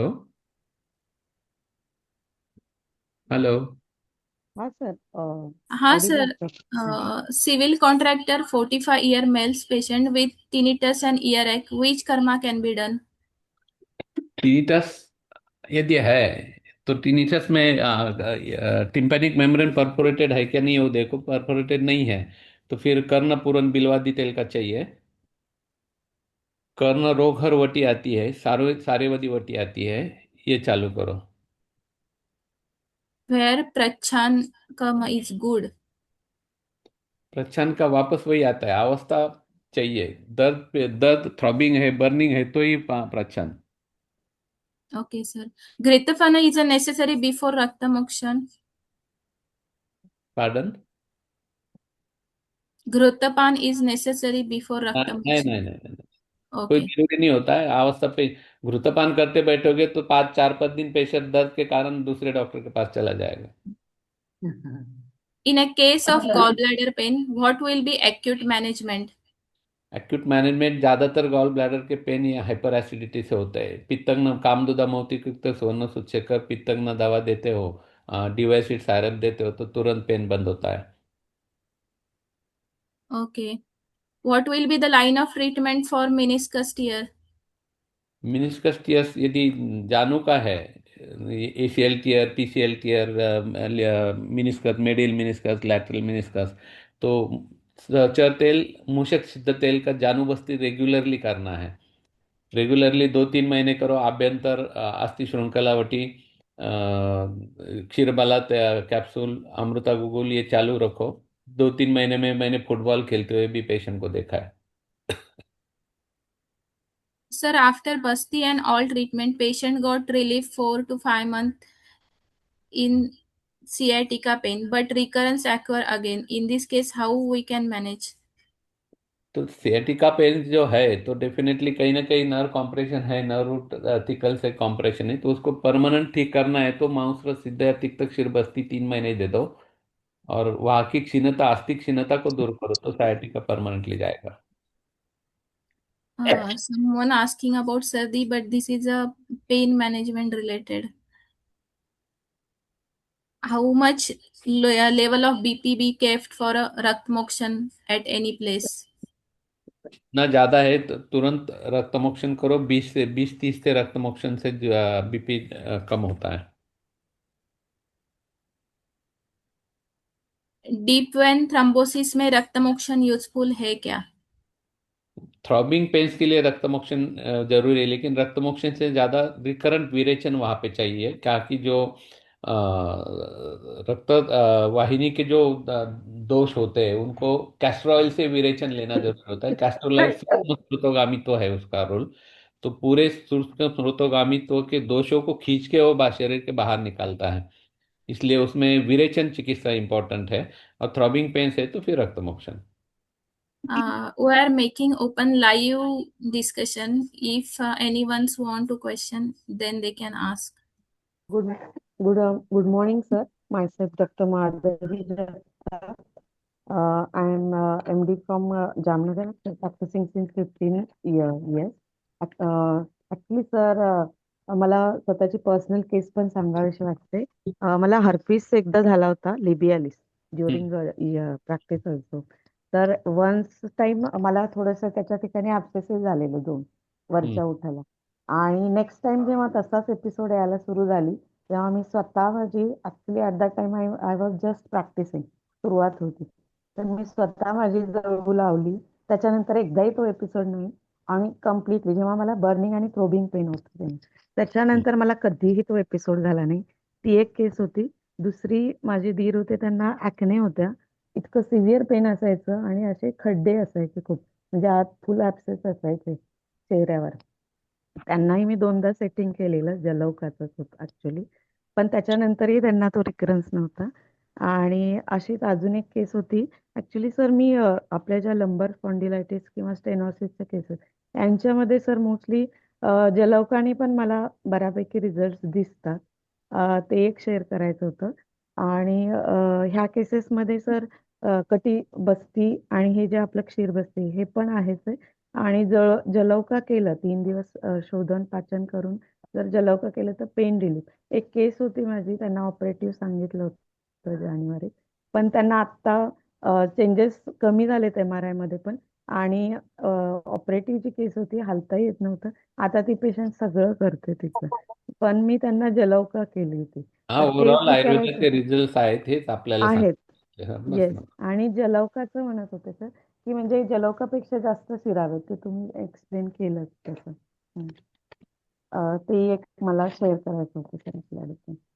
Thank you, ठीक ma'am. आहे. आणि We sir will, एकच आम्हाला जुगुलरचं जर ऑफलाईन जर बघायचं असेल तर आम्ही म्हणजे कसं अप्रोच होऊ शकतो? बॉम्बे ते माझे बरेच विद्यार्थी सगळेच करतात, काही प्रॉब्लेम नाही. कोणाकडे जाऊन बघू शकता. पुणे हां, ठीक आहे सर. पुण्यात एक ओके बघू सर. शकता, सगळीकडे आहे का? Yes sir. हो सर. ठीक आहे. हाँ, प्रणाम सर। हाँ, बोलिए। सर, ट्राइजेमिनल न्यूरालजिया में कहाँ से रक्त मोक्षण करेंगे सर? नियरेस्ट वे जुगुलर होता है, इसलिए जुगुलर नहीं ठीक। डेयरिंग तो फिर क्यों बैटल से करो, कोई प्रॉब्लम। अच्छा सर। सर नमस्कार एक सर। पेशेंट था जिसका बीपी था 230/140, उसका 1 यूनिट रक्त मोक्षण भी करवाया गया और उसके बाद पित्त शामक दवाई दी गई, लेकिन बीपी उसका 160 से नीचे नहीं आ रहा है, 160/100 है। तो फिर इनर इसमें और अब ये फिजिकल तुमने कर लिया, लेकिन माइंड का क्या है? इनर स्ट्रेस मेन कारण होता है, इनर स्ट्रेस की ट्रीटमेंट करो, जी शिरोधारा जी। कराओ, शिरोधारा। तो अच्छा सर। विरेचन का रोल है क्या सर इसमें? बोलो। तो है, फिजिकल हो गया, अभी मेंटल देखो पहले। ठीक, थैंक यू सर, बहुत अच्छा लगा। नमस्ते सर। नमस्कार सर।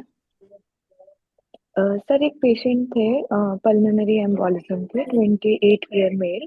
सर वो एंटीप्लेटलेट थेरेपी पे, बट अभी उनका कंप्लेंट है डिस्निया ऑन एक्सर्शन, कास और सांस लेने में थोड़ी दिक्कत आती है जब वो सीढ़ियाँ चढ़ते उतरते हैं या थोड़ा ज्यादा स्पीड से चलते हैं।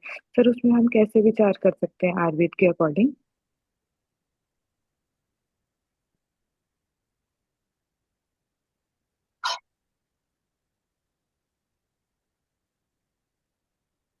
hello, hello,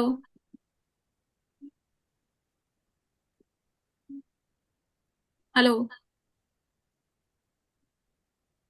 Think मी again विचारू net. शकते? I think net नमस्कार is सर. hello.